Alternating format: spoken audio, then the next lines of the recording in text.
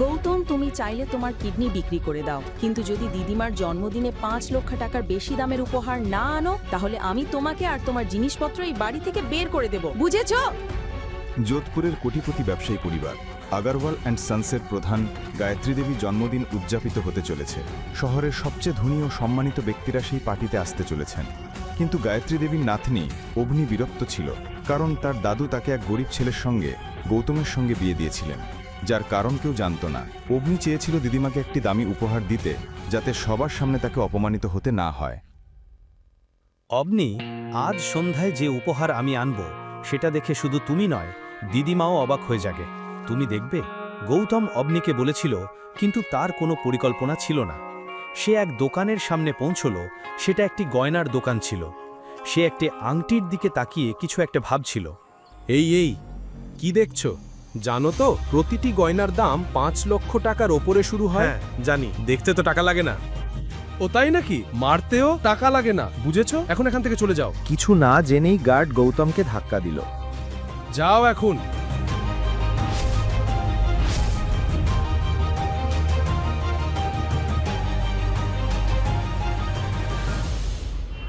আভনীত দিদিমাকে কি উপহার দেবে, গৌতম এটা নিয়েই ভাবছিল। ঠিক তখনই হঠাৎ পুলিশ দল নিয়ে দেখুন, সিকিউরিটি গার্ড এই লোকটা সেখানে দাঁড়িয়ে আছে। পৌঁছল।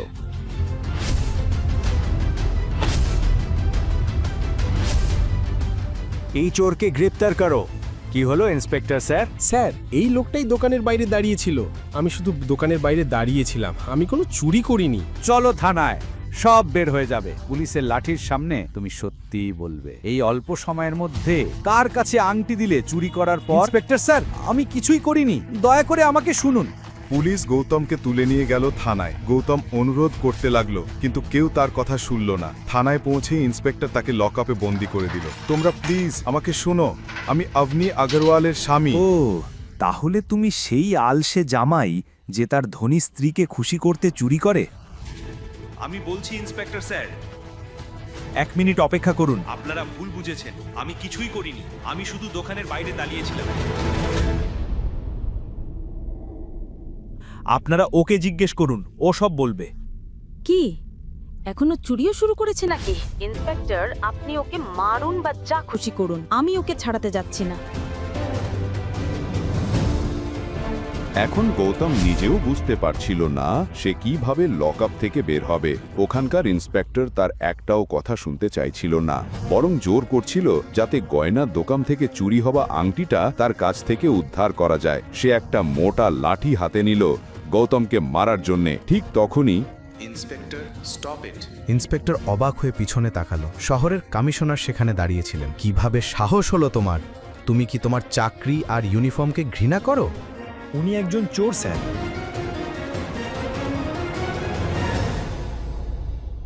আমার এই ইন্সপেক্টরের কারণে আমি দুঃখিত। আপনি এখানে অনেক সমস্যার সম্মুখীন হয়েছেন। যা কিছু হয়েছে তার জন্য আমি ক্ষমা চাইছি স্যার। স্যার, উনি তো অকাজের জামাই। তার স্ত্রী আমাকে বলেছে ওকে মারতে। চোর? কিভাবে সাহস হলো তোমার এমন কথা বলার? চাইলে ও 10টা গয়নার দোকান কিনে নিতে পারে, সেই শোরুমগুলির থেকেও বড়, তারপর সেগুলো জ্বালিয়ে দিতে পারে। এটা দেখো। কমিশনার তার ফোনে পুলিশকে কিছু মেসেজ দেখালেন। ওটা দেখার সঙ্গে সঙ্গেই ইন্সপেক্টরের মুখ ফ্যাকাশে হয়ে গেল। সে গৌতমের পায়ের কাছে পড়ে ক্ষমা চাইতে লাগলো।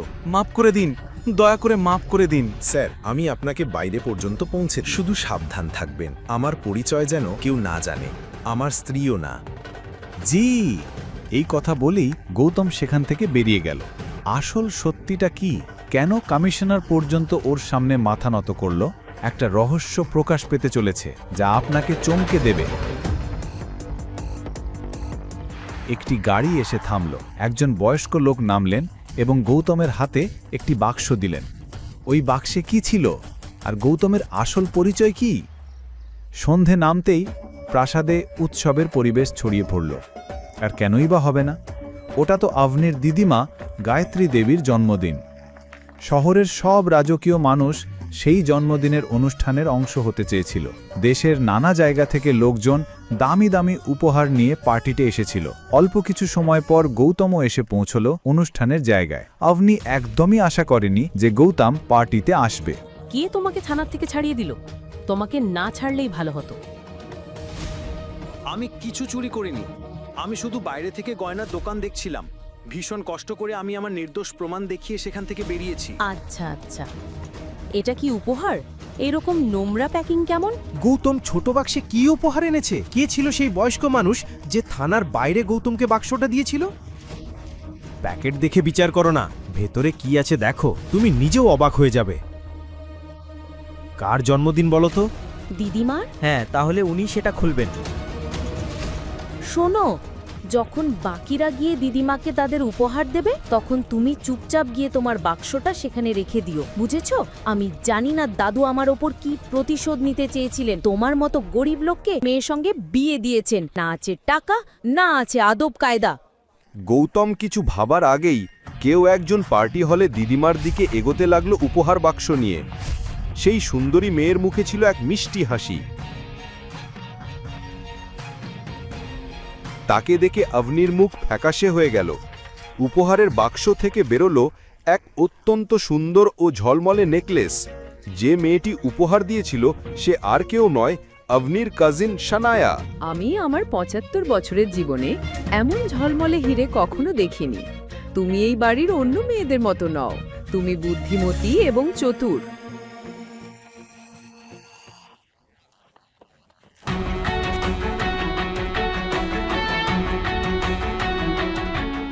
যাই হোক, এই হীরের নেকলেস নিশ্চয়ই অনেক দামি। কিন্তু গৌতমের কথার মধ্যে থাকা কটাক্ষ শানায়া বুঝতে পারল না। সে গর্ব করে পেন্ডেন্টের দাম জোরে বলল, যাতে সবাই শোনে। হ্যাঁ, ১.৫ কোটি টাকা। ১.৫ কোটি টাকা? মানে যে লোকটা সানায়াকে এই হীরেটা বিক্রি করেছে সে তার থেকেও বেশি বুদ্ধিমান। ৫ লাখ টাকার হীরে ১.৫ কোটিতে বিক্রি করলো। বাহ। যাই হোক, যাদের পকেটে ৫০০ টাকা থাকে তারাই আবার কবে থেকে কোটি টাকার জ্ঞান দিতে শুরু করেছে? গায়ত্রীজি রেগে গিয়ে বললেন, তুমি কি এই পার্টি নষ্ট করতে এসেছো? তুমি একেবারেই অকাজের। ইচ্ছে করে আমার নাতনিকে অপমান করছো নেকলেসের ভুল দাম বলে। গ্র্যান্ডমা, আপনি কি আমাকে বিশ্বাস করছেন না? তাহলে মিস্টার পারিককে জিজ্ঞেস করুন। তিনি রাজস্থানের সবচেয়ে বড় হীরে ব্যবসায়ী। প্লিজ। গায়ত্রী দেবী অনিচ্ছা সত্ত্বেও মিস্টার পারিখের হাতে নেকলেসটা তদন্তের জন্য দিলেন। তিনি হীরের নেকলেসটা নিয়ে পরীক্ষা করলেন। কিছুক্ষণ দেখে বললেন, কারোর চেষ্টায় একটা সস্তা হীরেকে দামি বানানোর চেষ্টা হয়েছে। পারিখের চোখ কোনোদিন ভুল করে না। কেউ সানায়াজিকে ঠকিয়েছে। গ্র্যান্ডমা, আপনি দেখলেন তো, আমি ঠিকই বলছিলাম। কেউ একজন। থামো, একেবারে থামো। আমার বোনকে মিথ্যাবাদী বলার সাহস তোমার হলো? তাহলে বলো তো, তুমি কি উপহার এনেছো অকাজের? গৌতম ২ বছর ধরে অপমান সহ্য করতে করতে ক্লান্ত হয়ে পড়েছিল। সে অবনীর খারাপ ব্যবহার উপেক্ষা করেছিল, কিন্তু আজ প্রকাশ্যে অপমান সহ্য করতে পারল না।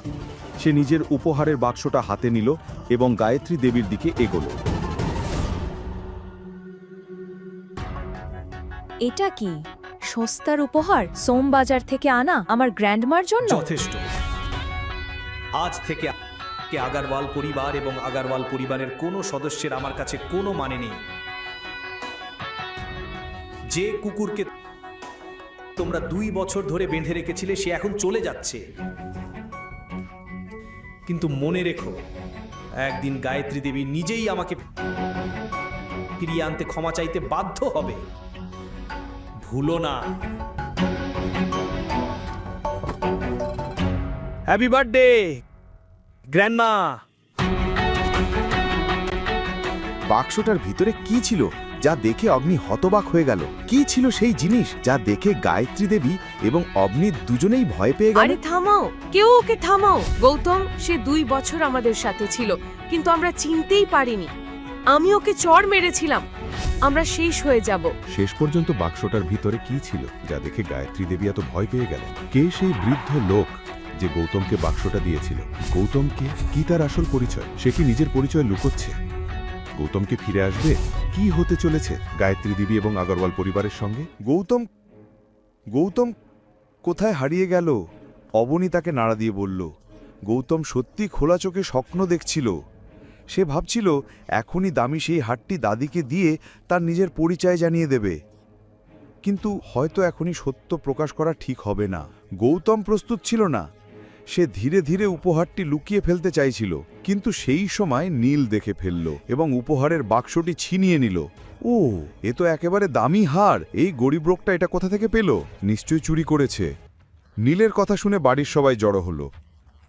সবাই এর তীক্ষ্ণ দৃষ্টিতে অবনী ভয়ে কেঁপে উঠল। সে লজ্জায় কারো দিকে তাকাতে পারছিল না। দেখো, আমাদের জামাইবাবু এটা নিয়ে পালাচ্ছিল।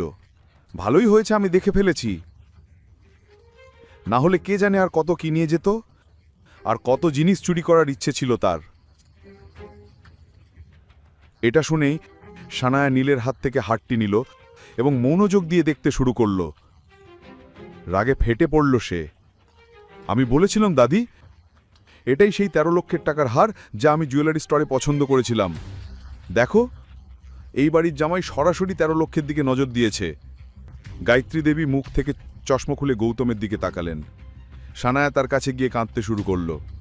নিশ্চয়ই রাঠোর পরিবার জানতো আমি এই হারটা ভালোবাসি, তাই তারা বিশেষভাবে এটা আমার জন্য প্যাক করে পাঠিয়েছে। কিন্তু এই গৌতমের নজর সব সময় আমাদের জিনিসের ওপর। দাদি, আপনি পুলিশ ডাকুন। আজই ওকে পুলিশের হাতে তুলে দিন। আজ ছেড়ে দিলে কালকে আরো বাড়াবাড়ি করবে। সানায়ার কথা শুনে গায়ত্রী দেবী রাগে ফেটে পড়লেন। তিনি গিয়ে গৌতম আর অবনীর সামনে দাঁড়ালেন। শেষমেশ তুমি কি চাইছো? আমাদের সুখকে তুমি সহ্য করতে পারো না? এই কণ্ঠ শুনে অবনীর হৃদয় কেঁপে উঠল। অনিল আর গীতার চোখে স্পষ্ট অস্থিরতা দেখা দিল। গায়ত্রী দেবী এগিয়ে আসার আগেই অবনী নিচু গলায় জিজ্ঞেস করল, গৌতম, সত্যি বলো, এই হারটা কোথা থেকে এলো? গৌতম বলল, আমি কিছু বললে তুমি কি বিশ্বাস করবে? অবনী কিছু না বলে শুধু গৌতমের চোখের দিকে তাকিয়ে রইল। এটা আমাকে অন্য কেউ দিয়েছে, বিশেষভাবে তোমাকে দেবার জন্য। নীল হেসে বলল, বাহ, একজন অকাজের মানুষকে এমন দামি জিনিস কেউ দেবে কেন? এখানে আর কেউ নেই নাকি? অন্তত এমন মিথ্যে কথা বলো যেটা হজম করা যায়। গৌতম শান্তভাবে বলল, আমি মিথ্যে বলছি না। এই হার অবনীর জন্যই এসেছে। রাঠোর পরিবারের সব উপহার অবনীর জন্যই এসেছে। অবনী না থাকলে এই উপহারগুলোও আসতো না। গৌতমের কথা শুনে সবাই একে অপরের দিকে তাকালো। মনে হলো রঘুবীর আর সিদ্ধার্থের পায়ে তলা থেকে মাটি সরে গেল। কিন্তু অবনীও এখনো গৌতমকে বিশ্বাস করতে পারছিল না। গৌতমও সেটা বুঝতে পারল। সুযোগ বুঝে সে মুন্সিজিকে বার্তা পাঠালো ফিরে আসার জন্য। অবনী বলল, গৌতম, আর নয়, কত মিথ্যে বলবে? দেখতে পাচ্ছ না আমাদের পরিবার তোমার কারণে কতটা অপমানিত হচ্ছে? আমি আর কিছু শুনতে চাই না। যাও, দাদির পায়ে পড়ে ক্ষমা চাও এখনই। গৌতম দৃঢ় স্বরে বলল, আমি সত্যিই বলছি অবনী, আমি এই হার চুরি করিনি। যদি তুমি বিশ্বাস না করো তবে পুলিশ ডাকতে পারো। সানায়ার আগে চিৎকার করে উঠল, হ্যাঁ, আমরা ডাকবো। তুমি আজ এখান থেকে পালাতে পারবে না। এটা বলে সানায়া মোবাইল বের করে পুলিশকে ফোন করার জন্য নাম্বার ডায়াল করতে লাগল। কিন্তু সেই মুহূর্তেই অবনী তাকে থামিয়ে দিল। একটু দাঁড়াও সানা, এখনো কিছু প্রমাণ হয়নি। সানায়া রাগে ফেটে পড়ল, আর কি প্রমাণ বাকি আছে? তোমার স্বামী চোর, সেই ছিল চোর আর চিরকালই চোর থাকবে। এটা বলেই সে নাম্বার ডায়াল করল। কিন্তু পুলিশকে ফোন করার আগেই সামনে থেকে মুন্সিজি এগিয়ে আসতে দেখা গেল। মুন্সিজিকে পার্টিতে ফিরে আসতে দেখে গায়ত্রী দেবী হতবাক হয়ে গেলেন। আজ আসলে কি হচ্ছে? তিনি কিছু জিজ্ঞাসা করার আগেই মুন্সিজি দেহরক্ষীদের ইশারা করলেন। তার চোখ রাগে লাল হয়ে উঠেছিল। গৌতমের মতো এক বিশাল সাম্রাজ্যের মালিককে এইভাবে অপমানিত হতে তিনি সহ্য করতে পারলেন না। সব কিছু গাড়িতে তুলে নাও, একটিও জিনিস যেন না থাকে। কেউ জিজ্ঞাসা করল, কি হয়েছে স্যার, এসব কেন? আমি এখন আর কারোর সঙ্গে কথা বলতে চাই না। এই কথা শোনার সঙ্গে সঙ্গে সব দেহরক্ষীরা উপহারগুলো আবার গাড়িতে তুলতে শুরু করল। রঘুবীর আর সিদ্ধার্থ একে অপরের দিকে তাকালো। কেউ কিছু বুঝতে পারছিল না। তখনই সিদ্ধার্থ এগিয়ে এসে বোঝানোর চেষ্টা করল, স্যার, কি হয়েছে?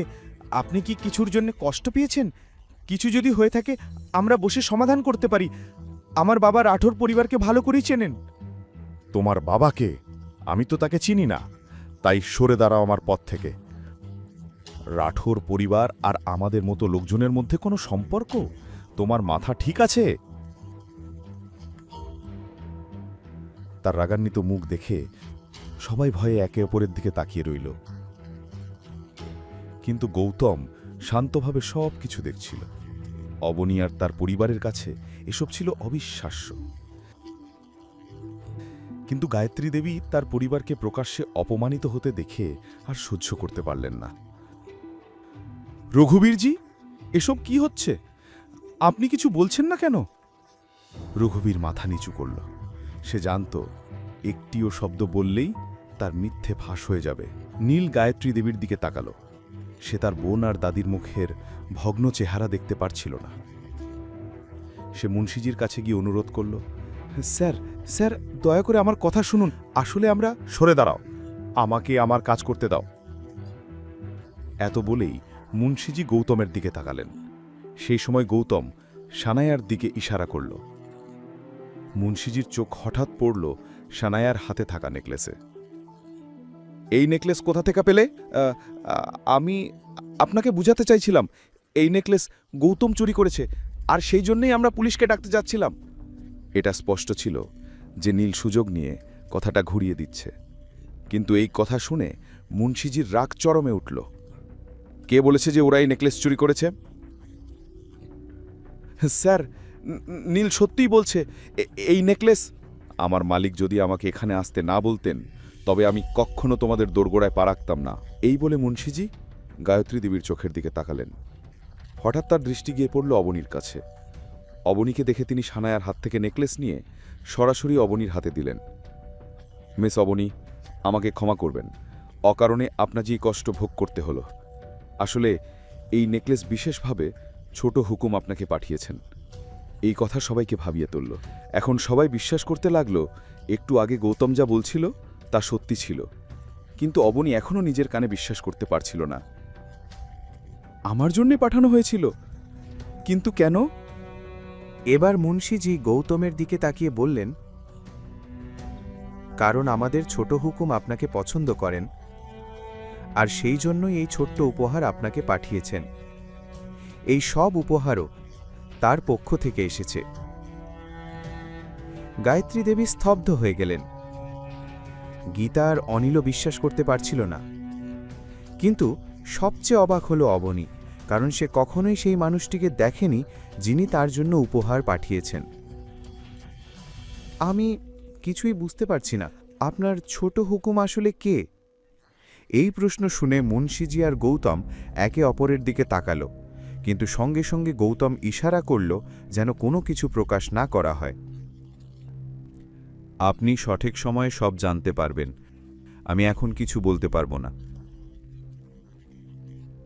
আমার এখন চলে যাওয়া উচিত। এই বলে মুন্সিজি দ্রুত বেরিয়ে গেলেন। অবনী কিছুক্ষণ নির্বাক দাঁড়িয়ে রইল। আজ সে এমন এক সত্যের সামনে দাঁড়িয়েছিল যা সহজে মেনে নেওয়া সম্ভব নয়, কিন্তু 1 বছরের মধ্যেই তাকে একই সত্যের মুখোমুখি হতে হবে। এই ভেবে অবনী ছুটে গেটে গেল মুন্সিজিকে থামাতে। কিন্তু আমি আপনার মাস্টার সম্পর্কে না জেনে এই নেকলেস নিতে পারবো না। কিন্তু মুন্সিজি তখনই চলে গিয়েছিলেন। এখন সবার দৃষ্টি স্থির হল অবনী আর গৌতমের দিকে। গোটা হলঘরে এক অদ্ভুত নীরবতা নেমে এলো। তখনই গৌতম নীরবতা ভাঙল। অবনী, আমি তো তোমাকে বলেছিলাম আমি নেকলেস চুরি করিনি। গৌতমের এই কথা শুনে অবনী নিজের ভুল বুঝতে পারল, কিন্তু অন্যদিকে গায়ত্রী দেবীর সামনে এক বিশাল সুযোগ দেখতে পেলেন। গায়ত্রী দেবী সব সময় টাকার পেছনে ছুটেছেন। বয়স বাড়ার সঙ্গে সঙ্গে সেই আসক্তি আরও প্রবল হয়েছে, আর এখন তিনি অবনীর মধ্যে এক বিশাল ব্যাংক দেখতে পেলেন, যাকে যোধপুরের রাজপরিবার পছন্দ করেছে। এই চিন্তাতেই তার দৃষ্টিভঙ্গি মুহূর্তে বদলে গেল। তিনি স্নেহভরে হাত রাখলেন অবনীর কাঁধে। আবনির দিদিমা তাকে দেখে বললেন, আবনি, তুমি তো আমায় কখনো বললে না যে তুমি এত বড় পরিবারের সাথে পরিচিত। তুমি তো ভুল বুঝেছ, আমিও নিজে এসব জানতাম না। আপনি বেটা, এত চাপ নিও না এখন। গীতা তখন বলল, আপনি তো অনেক ছোট, আমার মেয়েটাও আমার মতো সুন্দরী। হতে পারে আপনি যোধপুরের ছেলেকে দেখেনি, কিন্তু তার চোখ পড়েছে আমার মেয়ের ওপর। গীতা কথা বলছিল, আর গায়ত্রী দেবী আভনির দিকে তাকিয়ে রইলেন। তিনি বললেন, আভনিমা, দেখো, ভাগ্য নিজেই তোমার কাছে এসেছে, তাই আজ আমি যা বলছি তা এড়িয়ে যেও না। গৌতমকে ডিভোর্স দাও আর যোধপুরের ছেলেটিকে বিয়ে করো। জীবনে প্রথমবারের মতো তোমার মাও বুদ্ধির কথা বলেছে। আমারও তাই মনে হচ্ছে। যত তাড়াতাড়ি সম্ভব গৌতমকে ডিভোর্স দাও। সাথে বিয়ে হবার পর থেকেই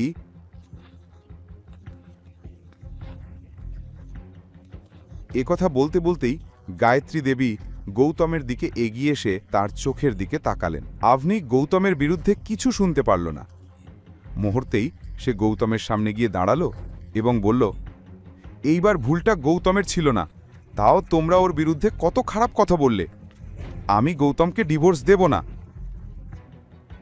আভনির চোখে নিজের জন্য এত রাগ দেখে গায়ত্রী দেবীর মুখ লাল হয়ে উঠল। পরিবারে আগে কেউ কখনো তার সাথে এমনভাবে কথা বলেনি। তিনি চিৎকার করে বললেন, কেমন করে সাহস হলে আমাকে এই রকম উত্তর দিতে? আমি ভেবেছিলাম তোমার একটু বুদ্ধি আছে, কিন্তু তোমার মগজ তোমার বাবার মতোই ফাঁকা। যদি তোমার স্বামীর জন্য এত টান থাকে তবে প্রেমিক রাখলে কেন? বাইরে সম্পর্ক করার আগে অন্তত নিজের নামটা ভেবে দেখতে, অন্তত আমাদের সম্মানটা রক্ষা হতো। একটার পর একটা তিক্ত কথা বলতে লাগলেন গায়ত্রী দেবী। আভনির চোখ ভিজে উঠল, কান্না চেপে রাখতে পারল না। গৌতমের পক্ষে এই অবস্থা দেখা অসহ্য লাগছিল। অনিল আর গীতাও এই কথাগুলো শুনে অবাক হয়ে গেল। ঠিক তখনই অনিল সামনে এসে আভনির কাঁধে হাত রেখে বলল, মা, যথেষ্ট হয়েছে, আমি আর শুনতে চাই না। যদি আমরা তোমার কাছে এতই সমস্যা হয়ে থাকি তবে এখানে থাকার কোনো দরকার নেই। এ কথা বলেই অনিল আর গীতা আভনিকে নিয়ে সেখান থেকে বেরিয়ে গেল। গৌতমও কিছু না বলে চলে গেল। এটা দেখে গায়ত্রী দেবীর চোখ রাগে অঙ্গারের মতো জ্বলতে লাগল। তিনি চিৎকার করে বললেন, এখান থেকে বেরিয়ে যাও, আর কোনোদিন এই বাড়িতে ফিরে আসার কথা ভাববে না। আভনি আর গৌতম বেরিয়ে যেতেই পুরো হলে নীরবতা নেমে এলো। গায়ত্রী দেবীর চোখে তখনও আগুন জ্বলছিল। কিন্তু এই নাটকের কারণে সানায়া আর বাগদান পুরোপুরি নষ্ট হয়ে গেল। অতিথিরা অসন্তুষ্ট হয়ে গেল। রঘুবীর আর সিদ্ধার্থ পণ্ডিতের মুখেও স্পষ্ট অসন্তোষ ধরা পড়ল। এটা দেখে সানায়া ভেতর ভেতর ভেঙে পড়ল। সে নিজের মনে আভনি আর গৌতমকে অভিশাপ দিতে লাগল।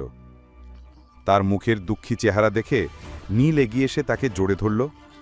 সানায়া, এখন তোমার কাঁদার দরকার নেই, এবার কাঁদবে গৌতম আর তার স্ত্রী। কথা বলে নীল ফটকের দিকে তাকিয়ে রইল।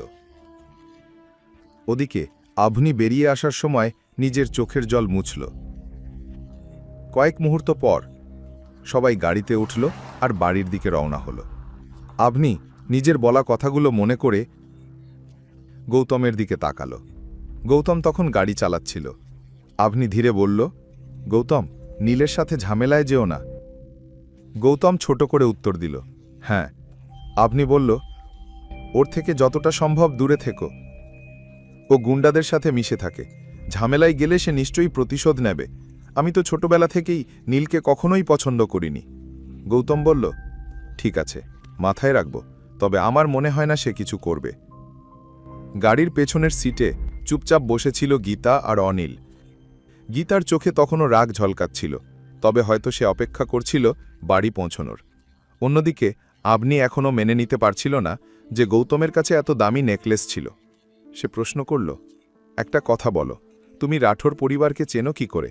এত লোকের মধ্যে কেন তোমাকেই তারা এই নেকলেস দিল? একথা শুনে গৌতম ভেবেছিল আজই সব সত্যি বলে দেবে, কিন্তু পরের মুহূর্তেই তার মনে পড়ল দীপশিখার কথা, যার সাথে 1 বছর পর তার বিয়ে হওয়ার কথা ছিল। এই চিন্তাতেই সে থেমে গেল। সে বলল, না আভনি, আমি রাঠোর পরিবারকে একেবারেই চিনি না। কাল যখন তোমরা সবাই চলে গেলে তখন আমি ওই বৃদ্ধ লোকটার সাথে জুয়েলারি শপে দেখা করি। উনি আমায় নেকলেসটা দিলেন। আমি কিছু জিজ্ঞেস করার আগেই উনি চলে গেলেন। শুধু এটুকুই বললেন, নেকলেসটা তোমাকে দিতে। গীতা অবাক হয়ে বলল, এটাই সত্যি? গৌতম উত্তর দিল, তোমাদের সামনেই বললাম, ওই লোক নিজেই এটা বলেছিল। একথা শুনে গীতা ভ্রু কুঁচকাল আর নিচু স্বরে বিড়বিড় করতে লাগল, ভালো হয়েছে নেকলেস দিয়েছে, বোমাও দিতে পারত, তাহলে এই লোক তো সেটাও ঘরে নিয়ে আসত। যাই হোক, ওর বুদ্ধি আছে, কিন্তু এ লোকটার একটুও নেই। হায় ভগবান, যখন মগজ বিলানো হচ্ছিল তখন এ লোকটা কোথায় ছিল? আপনি তার মায়ের কথা উপেক্ষা করল এবং গৌতমকে বুঝিয়ে বলতে শুরু করল। গৌতমও মনোযোগ দিতে লাগল। এভাবে তোমার কারো কাছ থেকে কিছু নেওয়ার দরকার নেই। তুমি জানো না মানুষ কিভাবে তোমার সুযোগ নেয়? পরের বার যতক্ষণ না তুমি সেই মানুষকে চিনতে পারছো ততক্ষণ পর্যন্ত তার কাছ থেকে কিছু নিও না। গৌতম মাথা নাড়ল। হ্যাঁ, আমি আর কখনো এমন ভুল করব না। গৌতমের সঙ্গে কথা শেষ করে আভনি গাড়ি থেকে নেমে এলো। সে বুঝতে পারল যে মুন্সিজি তার অনুভূতি প্রকাশ করার জন্য গৌতমের চেয়ে ভালো উপায় খুঁজে পাননি। কিন্তু আভনি জানত না যে মুন্সিজি এই কথাগুলো বলেছিলেন গৌতমের পরামর্শেই, আর পুরো নাটকটা সাজানো হয়েছিল। অন্যদিকে গাড়ি চালাতে চালাতে গৌতম বারবার আভনির দিকে তাকাচ্ছিল। আভনিকে মিথ্যে বলার চিন্তাটা সে ভুলে গিয়েছিল। ভেতর থেকে তার কষ্ট হচ্ছিল। আভনি, আমি দুঃখিত, আমি তোমাকে মিথ্যে বলেছি, কিন্তু আমি কি করতে পারতাম? এর বাইরে আমার আর কোনো উপায় ছিল না। যদি তোমাকে সত্যি বলি তাহলে মুন্সিজির সঙ্গে করা প্রতিশ্রুতি ভাঙতে হবে। তাই আগামী 1 বছর আমি তোমাকে সত্যি বলতে পারবো না। অগ্রওয়াল হাউস থেকে ফেরার পর সবার মুখে বিষণ্ণতা ছড়িয়ে পড়েছিল। এক এক করে সবাই ঘরের ভেতরে ঢুকে গেল। রাত হয়ে গিয়েছিল। ঘরে ঢুকতেই গীতা গৌতমের উপর খিটখিটে শাশুড়ির মতো তীক্ষ্ণ কথার ঝড় তুলল। গৌতম মাথা নিচু করে চুপচাপ সব শুনছিল। এই বেয়াদবের মুখটা তো দেখো, এত কিছু বলার পরেও বেশরমের মতো দাঁড়িয়ে আছে, মুখে যেন দই জমে গেছে। অবনীর পূজনীয় দাদাজি যদি আমার মেয়ের বিয়ে এই মহান ব্যক্তির সঙ্গে না দিতেন তাহলে আজ আমার মেয়েও কোনো বড় ঘরের বউ হতো। বড় ঘর তো দূরের কথা, আমাদের এখন নিজেদের ঘরেই একটা ভূত পালতে হচ্ছে। গৌতম, আর না, অনেক হয়েছে তোমার এই অকর্মণ্যতা। বসে বসে ফ্রি রুটি খেয়ে যাচ্ছ। তোমার জন্যই আমাদের সবসময় লোকজনের সামনে লজ্জায় পড়তে হয়। এখন যেতেই হবে এবং কোথাও একটা চাকরি খুঁজে বের করো। আমাদের আর এত টাকা নেই যে তোমাকেও খাওয়াবো। আজ যদি এর কোনো চাকরি থাকতো তাহলে সিদ্ধার্থকে এত কিছু বলার সুযোগ মিলত না। মা বাবা, দুঃখিত, আমার জন্য আপনাদের মানুষের তিরস্কার শুনতে হয়েছে, কিন্তু এমন নয় যে আমি চেষ্টা করিনি। যেখানেই চাকরির জন্য যাই সব ঠিকঠাক চলতে চলতে শেষে গন্ডগোল হয়ে যায়। তাহলে সোজা বলে দাও যে সারা জীবন আমাদের ঘাড়েই চড়তে চাও। ছাড়ো গীতা, বাবা বললেন, তুমি তো গরুর সামনে বাঁশি বাজাচ্ছ। গৌতম মাথা নিচু করে চুপ করে রইল। অবনী কিছু না বলেই তার দিকে তাকিয়ে রইল। আমি চেষ্টা করব যত দ্রুত সম্ভব কোনো না কোনো চাকরি পেতে। চাকরি খুঁজে লাভ নেই। তুমি যদি কোনো ছোটখাটো কাজও করো তবুও মানুষ তিরস্কার করবে, ওদের নতুন আলোচনার বিষয় হয়ে যাবে তুমি। তাই বাড়িতেই থাকো, ঘরের কাজ করো। অবনীর কথার পর গৌতম কিছু বলতে পারল না। গীতা মাথা ধরে বসে পড়ল এবং রাগ ভরা চোখে গৌতমের দিকে তাকালো।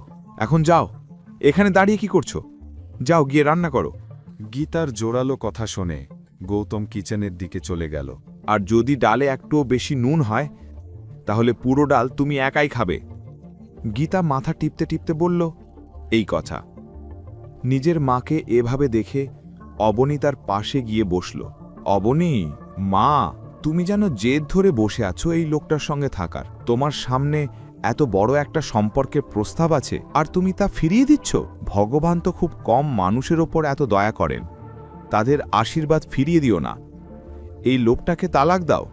মা, আপনি যতবারই বলেন আমার উত্তর বদলাবে না। আমার উত্তর একটাই থাকবে, আমি গৌতমকে তালাক দেব না। শেষ পর্যন্ত তাকে তালাক দেওয়ার কোনো কারণই তো নেই। সে কখনো আমার সঙ্গে উঁচু গলায় কথা বলেনি, আমার প্রতিটি কথা মেনে চলে আর নিজের সর্বোচ্চ চেষ্টা করে। এখন যদি কিছু না হয় তাতে তার কি দোষ? গীতা বিরক্ত হয়ে উঠে ঘর থেকে চলে গেল। যখন সন্তান নিজের জীবন নষ্ট করার সিদ্ধান্ত নেয় তখন মা বাবা কী বা করতে পারে? বলতে বলতে গীতা ঘরে ঢুকে গেল। অনিলও বিরক্ত হয়ে বাইরে বেরিয়ে গেল। এদিকে গৌতম রান্নাঘরে দাঁড়িয়ে অবনীর এই কথাগুলো শুনে ফেলেছিল। আজ নিজের জন্য অবনীর মনে জায়গা পেয়ে তার মন ভরে গেল আনন্দে। অন্যদিকে সানায়ার বাগদান হওয়ার পর গায়ত্রী দেবী আগামী পরিকল্পনায় ব্যস্ত হয়ে পড়েছিলেন। রঘুবীর পণ্ডিতের মেয়ের সঙ্গে সানায়ার বাগদান করিয়ে তার মধ্যে এক নতুন আশার আলো জ্বলেছিল। তাছাড়া তিনি আশাবাদী ছিলেন যে অবতার গ্রুপ যোধপুরে সবচেয়ে বড় শপিং মল বানাতে যাচ্ছে, যার জন্য বহু স্থপতি প্রতিষ্ঠান নিজেদের আবেদন পাঠিয়েছে এবং তাদের মধ্যেই একটি হল আগরওয়াল গ্রুপ। স্বামী হিম্মত আগরওয়ালের মৃত্যুর পর গায়ত্রী দেবী নিজেই পুরো ব্যবসার দায়িত্ব নিয়েছিলেন। তবে কয়েক বছর ধরে কোম্পানি ক্ষতির মুখে পড়েছে আর তিনি যে কোনোভাবে আগরওয়াল গ্রুপকে আবার শীর্ষে তুলতে চাইছিলেন। এর জন্য তাদের ডিজাইনটি নির্বাচিত হওয়াটা খুব জরুরি ছিল। যদিও দাদিশা অবনীর পরিবারকে বাড়ি থেকে আলাদা করে দিয়েছিলেন, তবুও অবনী এখনও আগরওয়াল গ্রুপের ডিজাইনার হিসেবে কাজ করছিল।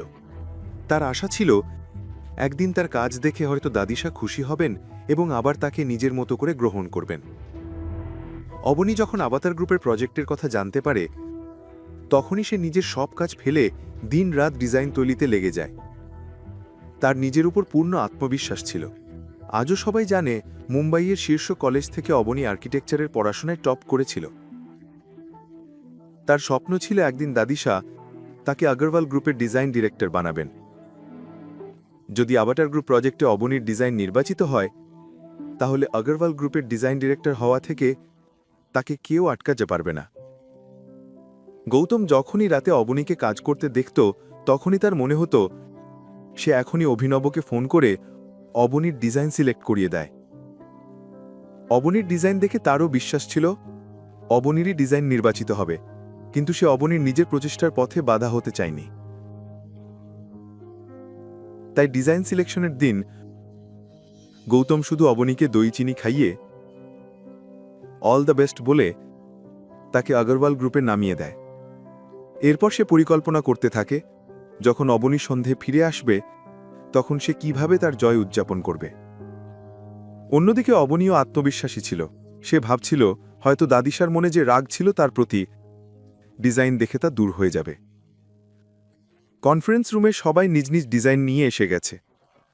অবনী গায়ত্রী দেবীর কাছে গিয়ে বললে, দাদিশা, এটা আমার ডিজাইন। গায়ত্রী দেবী অবনীর হাত থেকে ডিজাইন নিয়ে দেখতে শুরু করলেন। ঠিক আছে, ওখানে বসো। তিনি বড় চেয়ারটার চারপাশে সাজানো কিছু চেয়ারের মধ্যে একটির দিকে ইশারা করলেন। অবনী ঘুরে যখন সেই চেয়ারের দিকে তাকালো, তার পায়ের তলা থেকে যেন মাটি সরে গেল। সামনেই নীল বসেছিল, যার চোখে তখনও প্রতিশোধের আগুন জ্বলছিল।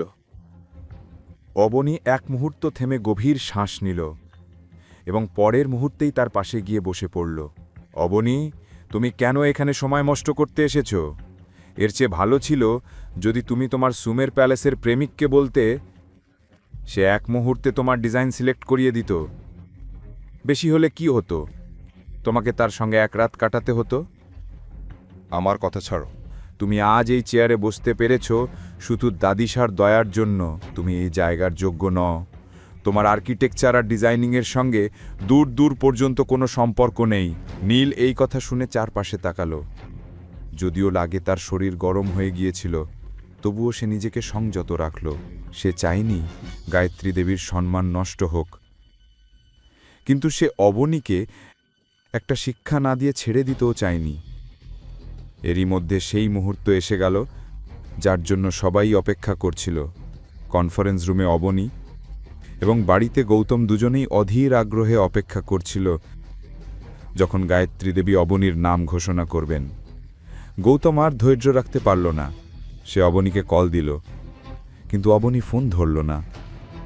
কয়েক ঘন্টা পর সে আবার কল করল, কিন্তু এবার অবনীর ফোন সুইচ অফ ছিল। গৌতম এখন চিন্তায় পড়ে গেল।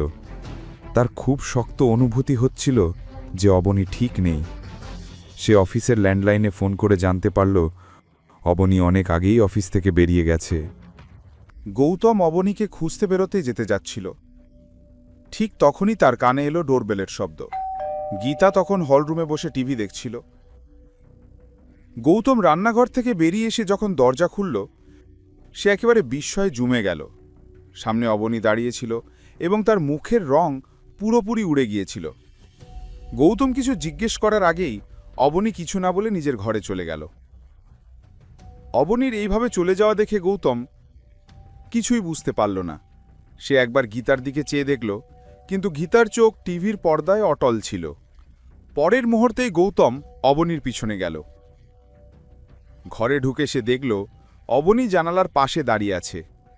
গৌতমের অস্থিরতা ক্রমে বাড়ছিল। সে সাহস করে অবনীর কাছে গেল। অবনী, কি হয়েছে? তুমি এত উদ্বিগ্ন কেন? ওই নীল কিছু করেছে নাকি? গৌতম, দয়া করে আমাকে একটু একলা থাকতে দাও। এই কথা শুনে গৌতম দরজার দিকে হাঁটল, কিন্তু হঠাৎই তার পদক্ষেপ থেমে গেল। কি হয়েছে? তোমার ডিজাইন সিলেক্ট হয়নি?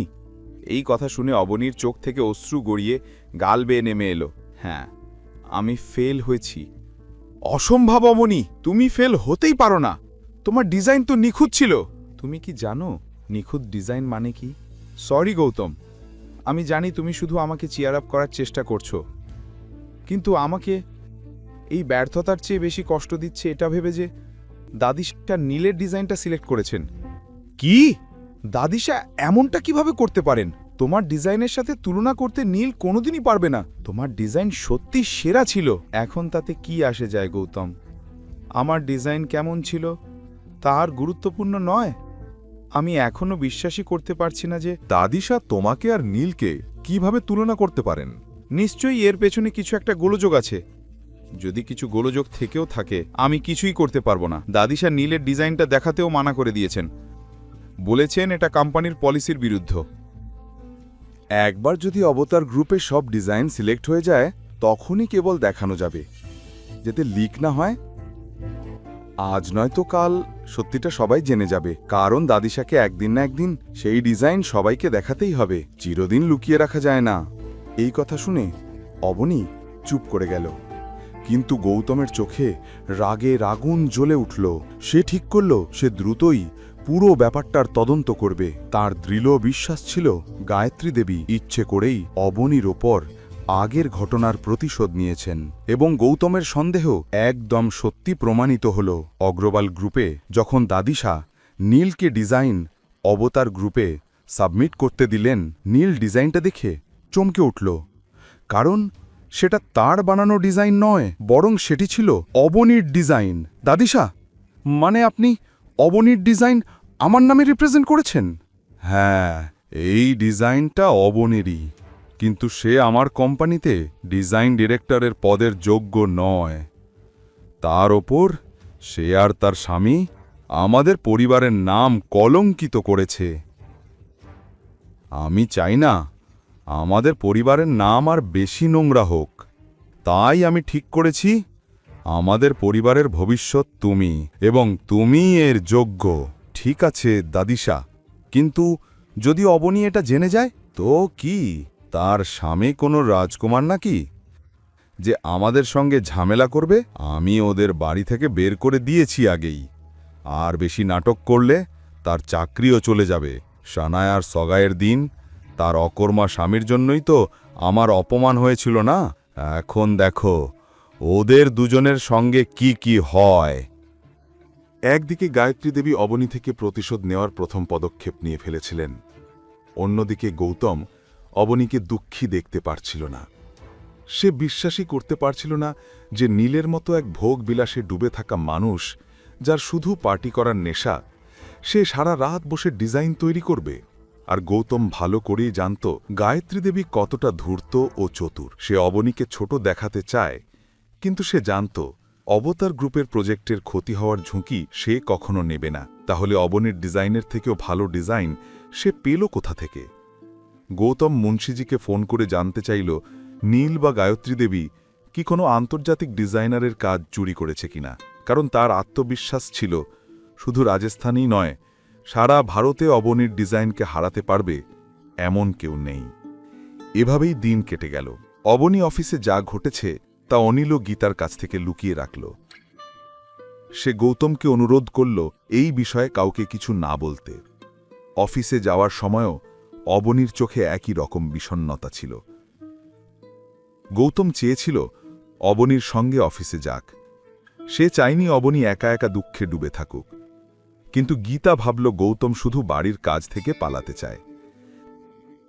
তাই সে পায়ে ব্যথার অজুহাত দেখিয়ে গৌতমকে পা টিপে দিতে বলল।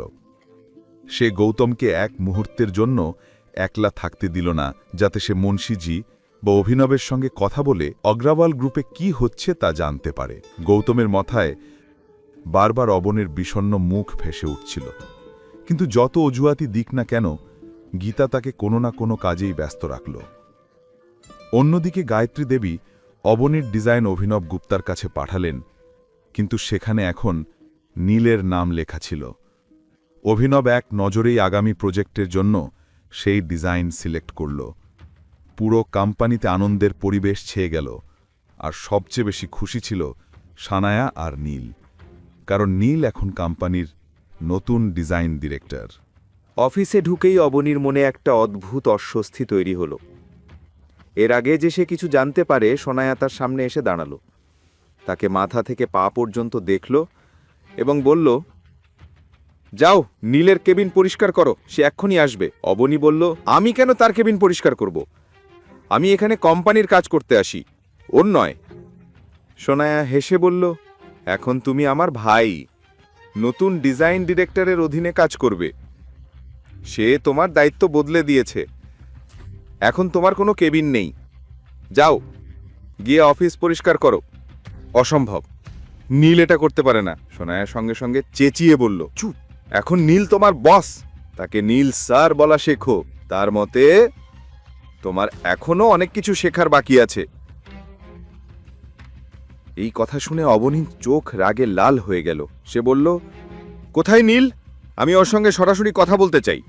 সোনায়া আবার হেসে বলল, নীলও এখন অবতার গ্রুপের চেয়ারম্যানের আসার অপেক্ষায় আছে। চূড়ান্ত চুক্তি সই হওয়ার সময় এসেছে, তুমি এখান থেকে চলে যাও। এর আগেই অবনীর আগে ফুসফুসে কনফারেন্স রুমে ঢুকে পড়ল। ভেতরে তখন মাত্র 2-3 জন কর্মী টেবিল পরিষ্কার করছিল। নীল প্রজেক্টর সামনে বসে অভিনব গুপ্তার অপেক্ষা করছিল। অবনী তাকে সামনে দেখেই রাগে কাঁপতে লাগল। নীল, তুমি আমার দায়িত্ব বদলে দিয়েছ, আমার কেবিন থেকে জিনিসপত্র ফেলে দিয়েছ। নীল ঠান্ডা গলায় বলল, হ্যাঁ, এখন আমি তোমার বস, আমি যা চাইবো তাই হবে। আমি আমার কেবিন ছেড়ে কোথাও যাচ্ছি না। আমি তোমার আগে থেকেই এই কোম্পানিতে কাজ করছি, আমি তোমার আন্ডারে কখনো কাজ করব না। কথা বলতে বলতে হঠাৎ অবনীর চোখ পড়ল টেবিলের কোণে রাখা একটা ডিজাইনের দিকে। ওই ডিজাইনটা দেখেই অবনীর পা যেন স্থির হয়ে গেল, কিন্তু তার আগেই যখন সে টেবিলের দিকে আগতে যাচ্ছিল, নীল তার সামনে এসে দাঁড়িয়ে পড়ল। এখান থেকে বেরিয়ে যাও, সামনে থেকে সরে দাঁড়াও। এই কথা বলেই অবনীর রাগে নীলকে ধাক্কা দিয়ে দিল। নীল সঙ্গে সঙ্গেই টেবিলের অপর পাশে গিয়ে পড়ল। তার সামনে থেকে সরে যেতেই অবনীর টেবিলের ওপর রাখা ডিজাইনটা দেখতে পেল, আর সেটা দেখে তার পায়ের তলা থেকে মাটি সরে গেল। অবনীর সামনে তার নিজের বানানো ডিজাইনটাই ছিল, যার উপর অবতার কোম্পানির সিল মারা ছিল, কিন্তু তার নিজের সইয়ের জায়গায় নীলের নাম লেখা ছিল। এটা দেখে অবনী চোখের জল আটকাতে পারল না। অবনীর সঙ্গে সঙ্গেই ডিজাইনটা হাতে নিয়ে ওখান থেকে বেরোতে যাচ্ছিল, কিন্তু ঠিক সেই সময় নীল উঠে দরজাটা বন্ধ করে দিল। সামনে থেকে সরে যাও, আমি ভাবতেও পারিনি তুমি এত নিচে নামবে। তুমি আমার ডিজাইন কপি করেছ? তোমার সাহস কি করে হলো? আমি এখনই দাদিশার কাছে যাচ্ছি, কোনো লাভ নেই। নীল বলল ঠান্ডা গলায়, দাদিশা সব জানেন, তাই আমি তোমাকে ফোন করেছি। কিছু করার আগে ভালো করে ভেবে নিও, কারণ এর পরিণাম খুব খারাপ হবে। নীলের এই হুমকি শুনে অবনীর গলা শুকিয়ে গেল। অন্যদিকে কনফারেন্স রুম থেকে আসা শব্দ শুনে অফিসের সব স্টাফ একজন আরেকজনের সঙ্গে ফিসফিস করে কথা বলতে লাগল। সেক্রেটারি তখনই গায়ত্রী দেবীকে খবর দিল। খবর পেয়েই গায়ত্রী দেবী কনফারেন্স রুমে চলে এলেন। তিনি বুঝে গিয়েছিলেন অবনী নিশ্চয়ই সব জানতে পেরেছে। তিনি যখন রুমের বাইরে পৌঁছালেন, অবনী আর নীল তার সামনে দাঁড়িয়েছিল। অফিসের বাকি কর্মীরাও চক্র তৈরি করে গায়ত্রী দেবীকে দেখতে লাগল। সবাই কাজে ফিরে যাও, তিনি কঠোর গলায় বললেন। অবতার কোম্পানির চেয়ারম্যান এখনই আসছেন, তার আগে যেন সবকিছু স্বাভাবিক লাগে। গায়ত্রী দেবীর নির্দেশ শুনে সবাই নিজেদের কাজে লেগে গেল। তিনি নীল আর অবনীর কাছে এসে বললেন, এখানে কি নাটক চলছে নীল? অবনী বলল, আমার ডিজাইন চুরি করেছে। স্টার গ্রুপের চেয়ারম্যান আমার ডিজাইনটাই সিলেক্ট করেছেন, তাহলে নীল কিভাবে আমার ডিজাইন নিজের বলে দাবি করে? আমার জায়গায় সে কিভাবে ডিজাইন ডিরেক্টর হলো? আমি এই সত্যটা অভিনবজিকে বলবই। গায়ত্রী দেবী অবনীর কথা শুনে রেগে উঠলেন। তিনি অবনীর হাত জোরে চেপে ধরে অফিসের বাইরে টেনে নিয়ে গেলেন। নীল আর সানায়া অবনীর এই অবস্থা দেখে মজা পেতে লাগল। গায়ত্রী দেবী ঠান্ডা গলায় বললেন, আমি বললাম না অবতার কোম্পানির চেয়ারম্যানের সামনে আমার কোনো ঝামেলা চাই না। তুমি যদি তোমার আবেগ কন্ট্রোল করতে না পারো তাহলে এখান থেকে চলে যাও। যেভাবে তোমার স্বামী বিনা পরিশ্রমে খায় তুমিও তাই করো। তোমার ডিজাইনের বদলে তোমাকে বেতন আর বোনাস বিনা কাজে দিয়ে দেব, কিন্তু তুমি আমার কোম্পানির মুখ নও। চলে যাও এখান থেকে। এই কথা বলেই গায়ত্রী দেবী জোরে অবনীকে ধাক্কা দিলেন। অবনী ভারসাম্য হারিয়ে মাটিতে পড়ে যাচ্ছিল। অফিসের সবাই এই দৃশ্যটা দেখছিল। নীল আর সানায়া এমন হাসছিল যেন লটারিতে জিতেছে। কিন্তু অবনী মাটিতে পড়ার আগেই গৌতম তাকে ধরে ফেলে এবং রাগে গায়ত্রী দেবীর দিকে তীক্ষ্ণ দৃষ্টিতে তাকায়। গৌতম অবনীর চোখে জল আর লজ্জা দেখে আগুনের মতো ক্রুদ্ধ হয়ে ওঠে। তার ইচ্ছে হলে এখনই সে আগরওয়াল গ্রুপের পুরো বিল্ডিং মাটির সঙ্গে মিশিয়ে দিত, কিন্তু গায়ত্রী দেবীর অহংকারের সঙ্গে কিছু করার আগেই অবনী গৌতমকে থামিয়ে বলে, আমাকে এখনই বাড়ি নিয়ে চলো, মাথাটা ব্যথা করছে। গৌতম যদিও গায়ত্রী দেবীকে শিক্ষা না দিয়ে যেতে চায়নি, তবুও অবনীর কষ্ট তার পক্ষে দেখা যাচ্ছিল না। সে অবনীকে গাড়িতে বসিয়ে বাড়ি নিয়ে যায়। যাওয়ার সময় সে গায়ত্রী দেবী ও নীলের মুখে একরকমের স্বস্তির হাসি দেখে আর মনে মনে প্রতিজ্ঞা করে, যেভাবে আজ অবনীকে সবার সামনে অপমান করা হলো, ঠিক তেমনই অপমান আমি গায়ত্রী দেবী আর নীল দুজনেরই করব। গাড়ি চালাতে চালাতে গৌতম অবনীর ছড়িয়ে পড়া চুলের ফাঁকে তার চোখের জল লক্ষ্য করে। অবনী, কি হয়েছে? দাদি এমন কেন করলেন? দাদিশা শব্দটা শুনেই অবনী হাউমাউ করে কেঁদে ওঠে। দাদিশা আমার তৈরি করা ডিজাইনটা আজ নীলকে দিয়ে দিলেন। আমি আজ নিজের চোখে দেখলাম যে ডিজাইনটা সিলেক্ট হয়েছে ওটা আমার, আর এখনও ডিজাইনটার উপর আমার নামের জায়গায় নীলের নাম লেখা ছিল। কিন্তু যখন আমি দাদির কাছে এই বিষয়ে জানতে চাইলাম, তিনি উল্টে আমাকে হুমকি দিলেন। আমি কখনো ভাবিনি যে দাদি এমন নিচু কাজ করবেন। কে এই সবের পেছনে দাদিশার হাত আছে? আর নীল কি তার আড়ালে এইসব করছে? গৌতমের রাগ চরমে উঠেছিল। সে ঠিক তখনই অভিনবকে ফোন করতে যাচ্ছিল, কিন্তু পর মুহূর্তেই নিজেকে থামিয়ে দেয়। অন্যদিকে অবনী চায়নি গীতা আর অনিল এই কথা জেনে চিন্তা করুক। এই ভেবে সে চোখের জল মুছে নেয় আর দুজনে একসঙ্গে বাড়ির ভেতরে ঢোকে। গৌতম, মা বাবা যেন কিছু টের না পায়। ঠিক আছে, তোমার মতোই হবে। তুমি যাও রান্নাঘরে, আমি একটু একা থাকতে চাই। গৌতম অবনীর ক্লান্ত চোখের দিকে তাকায় আর তারপর রান্নাঘরের দিকে চলে যায়। রান্নাঘরে পৌঁছেই সে অভিনব গুপ্তাকে ফোন করে। জি স্যার, কেমন মনে করলেন? আজ কি আপনার গায়ত্রী দেবীর সঙ্গে কোনো প্রজেক্ট নিয়ে মিটিং হয়েছিল? হ্যাঁ স্যার, আমি সেখান থেকেই এখন ফিরলাম। আমাদের নতুন শপিং মলের প্রজেক্ট নিয়ে মিটিং ছিল। সবচেয়ে আশ্চর্যের বিষয়, ওদের পরিবারেরই কেউ একজন নীলের ডিজাইন সিলেক্ট হয়েছে। আমি নিজে সেই ডিজাইন দেখেছি, অসাধারণ কাজ। ওই ডিজাইন অনুযায়ী মল তৈরি হলে যোধপুরে আলোড়ন পড়ে যাবে। অভিনব হাসি মুখে কথাটা শেষ করল, কিন্তু অন্য প্রান্তে গৌতমের কোনো উত্তর আসলো না। ফোনের নীরবতায় অভিনবের শরীর ঘামে ভিজে গেল। স্যার, কি হয়েছে? আমি কি কোনো ভুল করেছি? গৌতম কঠিন গলায় বলল, মিস্টার অভিনব, আপনি এত অবহেলা কিভাবে করতে পারলেন? টেস্ট ডিজাইনে নীল আগারওয়ালের নাম লেখা আছে। ওটা আমার স্ত্রী অবনী তৈরি করেছে। ও সরি স্যার, আমার এ ব্যাপারে কোনো ধারণা ছিল না। আপনি নিশ্চিন্ত থাকুন, আমি এখনই গায়ত্রী দেবী ও নীল আগারওয়ালের সঙ্গে কথা বলবো। গায়ত্রী দেবী আর নীলের জন্যই আজ আমার স্ত্রীর চোখে জল। আমি এই অবহেলা কোনোভাবেই সহ্য করব না। ওদের পাশাপাশি যারা যারা এতে জড়িত তাদের সবাইকে যত দ্রুত সম্ভব খুঁজে বের করুন। জি স্যার, চিন্তা করবেন না, এরা কেউই আর বাঁচবে না। ঠিক তাই হওয়া উচিত। এখন কি করতে হবে আমি আপনাকে কাল সকালে ফোন করে জানাবো। জি স্যার। এই কথা শুনে গৌতম ফোন কেটে দেয় আর জানালার বাইরে তাকিয়ে থাকে রাগে ফুঁসতে ফুঁসতে। তার চোখে তখন আগুনের প্রতিশোধের আগুন জ্বলছিল। গায়ত্রী দেবী, এখন দেখো আমি কি করি। এখন আর সহ্য হবে না তোমার ইচ্ছে মতো চলা। অবনীর চোখে যে জল এসেছে তার দাম তোমাকে দিতেই হবে। দেখতে দেখতে রাত হয়ে গিয়েছিল। খাওয়া দাওয়া করে গীতার অনিল তাড়াতাড়ি ঘুমিয়ে পড়েছিল, কিন্তু অবনীর চোখে তখনও ঘুমের নামগন্ধ ছিল না। গৌতমও তাকে অস্থির দেখে ঘুমোতে পারছিল না। কষ্টে সষ্টে রাত কাটানোর পর সকালে গৌতম অবনীকে অফিসে নামিয়ে দিয়ে চলে গেল। এর আগেও গৌতম বহুবার অবনীকে আগরওয়াল গ্রুপে নামিয়ে দিয়েছে, কিন্তু আজ তার আসার কারণটা ছিল অন্য। সকালে ঘুম থেকে উঠেই সে অভিনবকে পুরো পরিকল্পনা বুঝিয়ে দিয়েছিল, যে পরিকল্পনা অনুযায়ী আজ আগরওয়াল গ্রুপে সবকিছু ঘটতে যাচ্ছিল। অফিসে এসে গৌতম গাড়িটা পার্কিংয়ে রাখল আর একদৃষ্টে বিল্ডিংটার দিকে লাকিয়ে রইল। অবনী তখন পার্কিংয়ের পাশে রাখা একটা টেবিলের দিকে গেল, যেখানে 40-45 বছরের এক বুড়ো বসেছিল। এর আগেই গৌতম গাড়ি থেকে নেমে অবনীর কাছে যেতে পারত। তার ফোন বেজে উঠল। স্ক্রিনে অভিনব গুপ্তার নাম দেখে সে কল রিসিভ করল আর অবনীর দিকে তাকিয়ে রইল। স্যার, অফিস পৌঁছে গেছি। আপনার বলা নাটক শুরু হতে আর বেশি দেরি নেই। অভিনব, খেয়াল রেখো কারো যেন আমার উপর সন্দেহ না হয়। স্যার, আপনার বলা প্রতিটা কথা আমি ভালো করে বুঝে নিয়েছি। Trust me, I will not let you down. Good. এরপর গৌতম সঙ্গে সঙ্গে কলটা কেটে দিল আর গাড়ি থেকে নেমে অবনীর দিকে তাকিয়ে রইল। অবনীর মুখে তখনও গায়ত্রী দেবীর ভয় স্পষ্ট ছিল।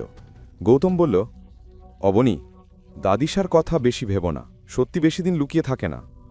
দেখো, দাদিশা তোমাকে ছাড়া ওই কন্ট্রাক্ট সাইন করতে পারবে না। তুমি এই প্রজেক্টের অংশ না হলে আগরওয়াল গ্রুপও অবতার গ্রুপের সঙ্গে পার্টনারশিপ করতে পারবে না। গৌতমের কথাগুলো অবনী তেমন গুরুত্ব দিল না। এর আগে সে কিছু বলার আগেই সামনে থেকে নীল আসতে দেখা গেল। নীল এসে অবনীর দিকে মাথা থেকে পা পর্যন্ত তাকালো। ও, গতকালের কাণ্ডের পরও আজ তুমি অফিসে চলে এসেছ, তাও আবার ওই লুজারের সঙ্গে। কি দেখছ? নিজের বসের সামনে এত অহংকারে দাঁড়িয়ে থেকো না। বস তুমি? নিজের মুখ আয়নায় দেখেছ কোনোদিন? বেশি কথা বলো না, এখনো কন্ট্রাক্ট সাইন হয়নি, তাই বেশি ভেসে বেরিও না, নাহলে মুখ থোপড়ে পড়বে। এ কথা শুনে নীল চশমা খুলে গৌতমের চোখে চোখ রেখে তাকিয়ে রইল। এই যে এসেছে আমার বোনকে ন্যায় দিতে তার অকর্মা স্বামী। নীল বলল, তোমার কথায় ভয় লাগছে, তুমি জানো আমাকে। চিন্তা করো না, কন্ট্রাক্ট তো সাইন হবেই, তাকে কেউ থামাতে পারবে না। চেয়ারম্যান আসছেন, সব ফর্ম্যালিটি হয়ে যাবে। এ কথা বলে সে অবনীর দিকে তাকিয়ে হেসে বলল, তোমার ডিজাইনের জন্য থ্যাংক ইউ। এ কথা শোনা মাত্র গৌতমের ধৈর্যের বাঁধ ভেঙে গেল। সে নীলের কলার ধুয়ে ফেলল।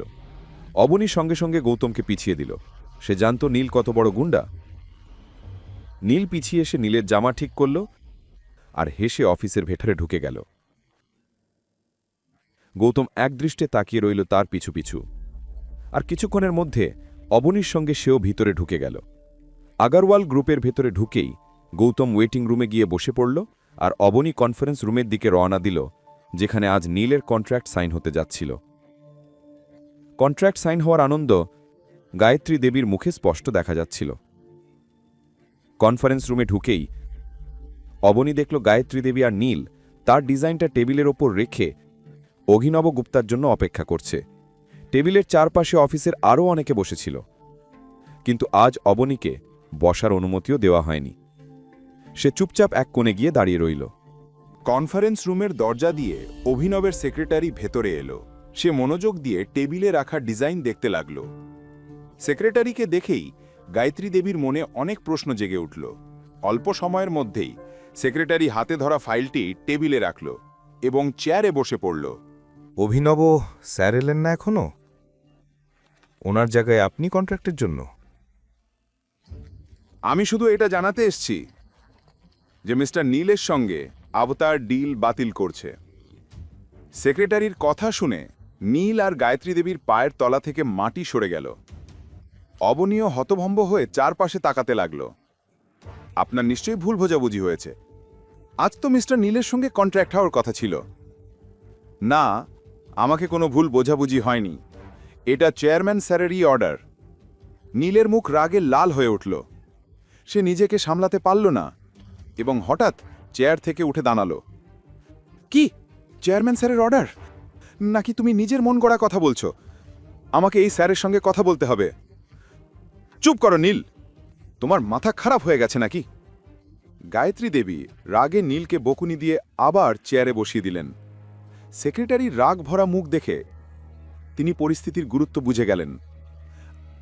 আই এম সরি, আসলে মিস্টার নীল হয়তো এতটা বুদ্ধি নেই, তার পক্ষ থেকে আমি ক্ষমা চাইছি।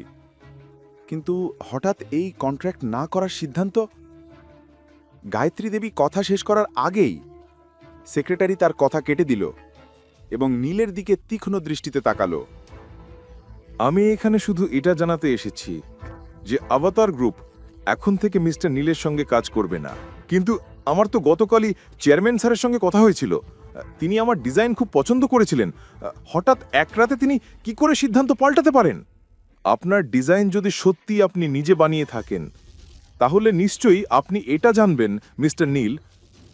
বলতে বলতে সেক্রেটারি টেবিল থেকে ফাইল তুলে নীলের দিকে এগিয়ে দিল। ফাইল খুলতেই নীলের গলা শুকিয়ে গেল। আমরা আপনার সম্পর্কে খোঁজ নিয়েছি। আপনি তো আপনার কলেজের পড়াশোনায় শেষ করেননি, মাঝপথেই ছেড়ে চলে গিয়েছিলেন। তাহলে ডিজাইনারের ডিগ্রি পেলেন কোথা থেকে? তার উপর আপনি যত ডিজাইন এখন পর্যন্ত বানিয়েছেন সবই আমরা দেখেছি, একটিও এমন ছিল না যা দেখে আপনাকে কাজ দেওয়া যায়। তাহলে হঠাৎ কি হলো যে আপনি এত ভালো ডিজাইন বানিয়ে ফেললেন? দয়া করে এক্সপ্লেন টু মি। সেক্রেটারির কথা শুনে নীল আর গায়ত্রী দেবী দুজনেই লজ্জায় মাথা নিচু করে একজন আরেকজনের দিকে তাকালো। গায়ত্রী দেবী কল্পনাও করেননি তার মিথ্যা এত দ্রুত ধরা পড়বে। সেক্রেটারির চোখে এখনো রাগ ভরা। আপনারা যে কোম্পানিতে কাজ করেন সেই কোম্পানিকেই একসাথে লুটছেন। আপনাদের লজ্জা করা উচিত। এই কাণ্ডগুলোর কারণে আপনাদের জেলও হতে পারে, এই ধারণা আছে তো? বক্তব্য শেষ করে সেক্রেটারি কনফারেন্স রুমে বসে থাকা সবাইয়ের দিকে একবার তাকালো এবং পরের মুহূর্তেই দরজা দিয়ে বাইরে চলে গেল। সেক্রেটারি চলে যেতেই কনফারেন্স রুমে নিস্তব্ধতা নেমে এলো। গায়ত্রী দেবী আর নীল কারোর চোখের দিকে তাকাতে পারছিলেন না। অন্যদিকে অবনী নিজের কানে বিশ্বাসই করতে পারছিল না। তার কানে তখনও বাজছিল কিছুক্ষণ আগেই গৌতমের বলা কথা। সবাইয়ের দৃষ্টি ছিল নীল আর গায়ত্রী দেবীর ওপর। তাদের দেখে সবাই একে অপরের কানে কানে ফিসফিস করতে লাগল। তারপর কিছুক্ষণের মধ্যেই সবাই একে একে কনফারেন্স রুম থেকে বেরিয়ে গেল। অবনী এখনও নিজের চোখকে বিশ্বাস করতে পারছিল না। সেও অন্যদের সঙ্গে কনফারেন্স রুম থেকে বেরিয়ে গেল। অন্যদিকে নীল নিজের রাগ নিয়ন্ত্রণে রাখতে পারছিল না, আর গায়ত্রী দেবীও হতভাগ হয়ে গিয়েছিলেন। শেষ পর্যন্ত এটা কিভাবে হলো? এক রাতের মধ্যে চেয়ারম্যানের মনোভাব এভাবে কিভাবে বদলে গেল? নিশ্চয়ই এর পেছনে কারো না কারো হাত আছে। হ্যাঁ, আর আমি জানি সে কে। এ কথা বলেই নীল রাগে গেটের বাইরে বেরিয়ে গেল। তার রাগে ফেটে পড়া মুখ দেখে গায়ত্রী দেবী তাকে থামাতে পিছনে পিছনে গেলেন। অন্যদিকে অবনীর চোখে আনন্দ স্পষ্ট দেখা যাচ্ছিল। সে সেই খবরটা জানাতে গৌতমের কাছে ওয়েটিং রুমে চলে গেল। গৌতম অবনীর খুশিতে ভরা মুখ দেখেই সব বুঝে গেল। গৌতম, আমার বিশ্বাস হচ্ছে না, তুমি যেমন বলেছিলে ঠিক তেমনটাই ঘটেছে। অবনী আরও কিছু বলতে যাচ্ছিল, এর আগেই নীল সেখানে পৌঁছে গেল। তাদের দুজনকে হেসে কথা বলতে দেখে নীল বলল, আচ্ছা, এটা তুমি করেছ?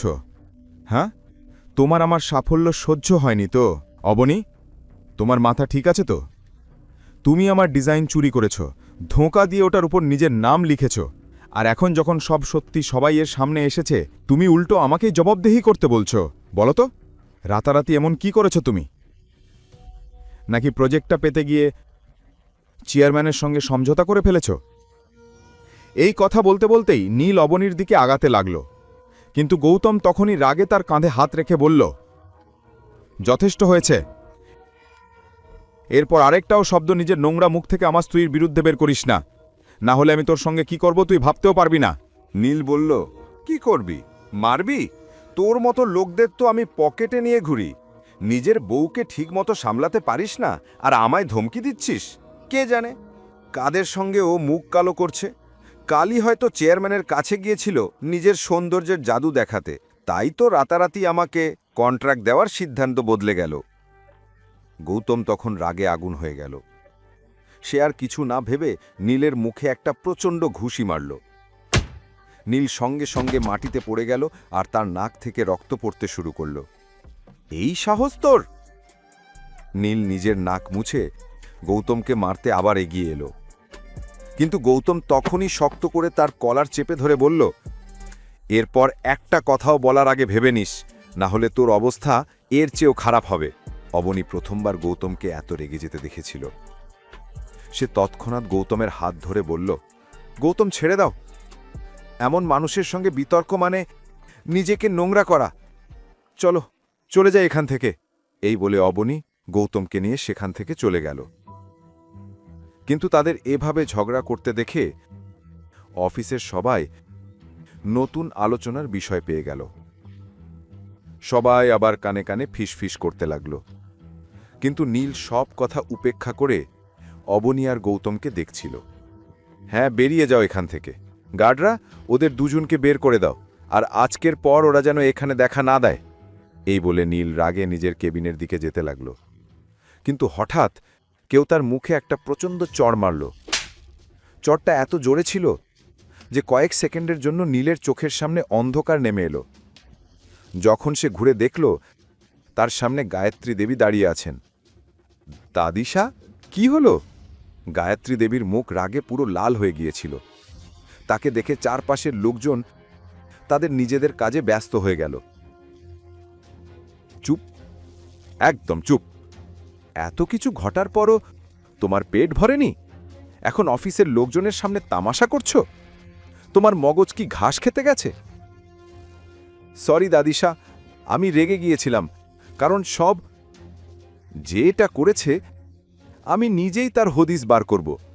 তাই তুমি চুপ করো, আর কিছু করবে না। আমি নিজেই চেয়ারম্যানের কাছে যাচ্ছি। গায়ত্রী দেবী অবতার গ্রুপের জন্য বেরিয়ে গেলেন। নীল নিজের গালে হাত রেখে অনেকক্ষণ সেখানেই দাঁড়িয়ে রইল। অন্যদিকে অবনী ও গৌতম গাড়ি নিয়ে বাড়ি ফেরার জন্য রওনা দিল। অবনী মনে মনে খুশিও ছিল, কিন্তু কোথাও না কোথাও গৌতমকে রাগে দেখে একটু অবাকও হয়েছিল। অবনী বলল, থ্যাংক ইউ নীল থেকে আমাকে। অবনী, আমি তোমার স্বামী। কেউ যদি তোমার বিরুদ্ধে কিছু বলে, আমি তাকে ছেড়ে দেব না, সে নীলই কেন না হোক। এই কথা শুনে অবনীর মুখে হাসি ফুটে উঠল। অবনী জিজ্ঞেস করল, একটা কথা বলো, যখন আমরা বিল্ডিংয়ের ভিতরে যাচ্ছিলাম তখন তুমি এত আত্মবিশ্বাসের সঙ্গে বলেছিলে যে আজ দাদিশা সত্যিটা সবার সামনে আসবে, আর আজ সত্যিটা সত্যি সবার সামনে চলে এলো। আমি বুঝতে পারছি না, কি তুমি কি আগেই সব জানতে? এই কথা শুনে গৌতম এক মুহূর্তের জন্য চমকে উঠল। আমার কিভাবে জানা থাকবে? হ্যাঁ, আমি শুধু নিশ্চিত ছিলাম যে এত বড় কোম্পানিতে কেউ এত সহজে হেরাফেরি করতে পারে না, আর সত্যিটা সবার সামনে আসা থেকে কে বা আটকাতে পারে। অবনী বলল, হ্যাঁ ঠিক বলেছ। দুজনে কথা বলতে বলতে বাড়ির দিকে রওনা দিল। অন্যদিকে গায়ত্রী দেবী কন্ট্রাক্ট না পাওয়ার কারণ জানতে অভিনব গুপ্তর অফিসে পৌঁছে গিয়েছিলেন। গায়ত্রী দেবীকে সামনে দেখেই অভিনব সব কিছু বুঝে ফেলেছিল। বলুন গায়ত্রীজি। গায়ত্রী বললেন, আমি বুঝতে পারছি না আপনি কন্ট্রাক্ট বাতিল কেন করেছেন। নীলের ডিজাইনে কোনো ত্রুটি নেই, আমি নিজেই সেটা চেক করেছি। আপনি যদি এই প্রজেক্টটা ফিরিয়ে দেন তাহলে শুধু আগারওয়াল গ্রুপের নয়, আপনার কোম্পানিরও ক্ষতি হবে। এমন ডিজাইনার কেউ দিতে পারবে না। Trust me. Trust you. আর কত মিথ্যে বলবেন আপনি গায়ত্রী দেবী? এই কথা বলে অভিনব টেবিলের উপর ফাইলটা রেখে চেয়ারে হেলান নিয়ে বসল আর গায়ত্রী দেবীর চোখের দিকে তাকিয়ে বলল, আপনার লজ্জা করা উচিত। এত কিছু করার পরও আপনি আমাকে বোঝাতে এসেছেন। কমপক্ষে আপনার বয়সের তো মর্যাদা রাখা উচিত ছিল। অভিনবর কথা শুনে গায়ত্রী দেবী চুপ হয়ে গেলেন। আজ প্রথমবার অবতারের ইতিহাসে তিনি এমন অপমানিত হয়েছেন। অভিনব চেয়ার থেকে উঠে ঘড়ির দিকে তাকিয়ে বলল, আমি আপনাকে ছেড়ে দেব না। এই ভুলের শাস্তি আপনি নিশ্চয়ই পাবেন। অভিনবর মুখ থেকে বেরোনো প্রতিটা শব্দ গায়ত্রী দেবীর ভেতরটা কাঁপিয়ে দিল। এদিকে নীল কেবিনের বাইরে দাঁড়িয়ে সব কথা শুনছিল। গায়ত্রী দেবী কিছু বলার আগেই নীল বিনা অনুমতিতে ঘরে ঢুকে পড়ল। নীলের হঠাৎ ঢুকে পড়ায় অভিনবর মুখ রাগে লাল হয়ে গেল, কিন্তু তার আগেই গায়ত্রী দেবী গভীর শ্বাস নিয়ে বলল, অভিনবজি, আমি জানি না কে আপনাকে আমার বিরুদ্ধে এসব বলেছে। এই ডিজাইনটা নীলই করেছে, এই কথার গ্যারান্টি আমি দিচ্ছি। গ্যারান্টি?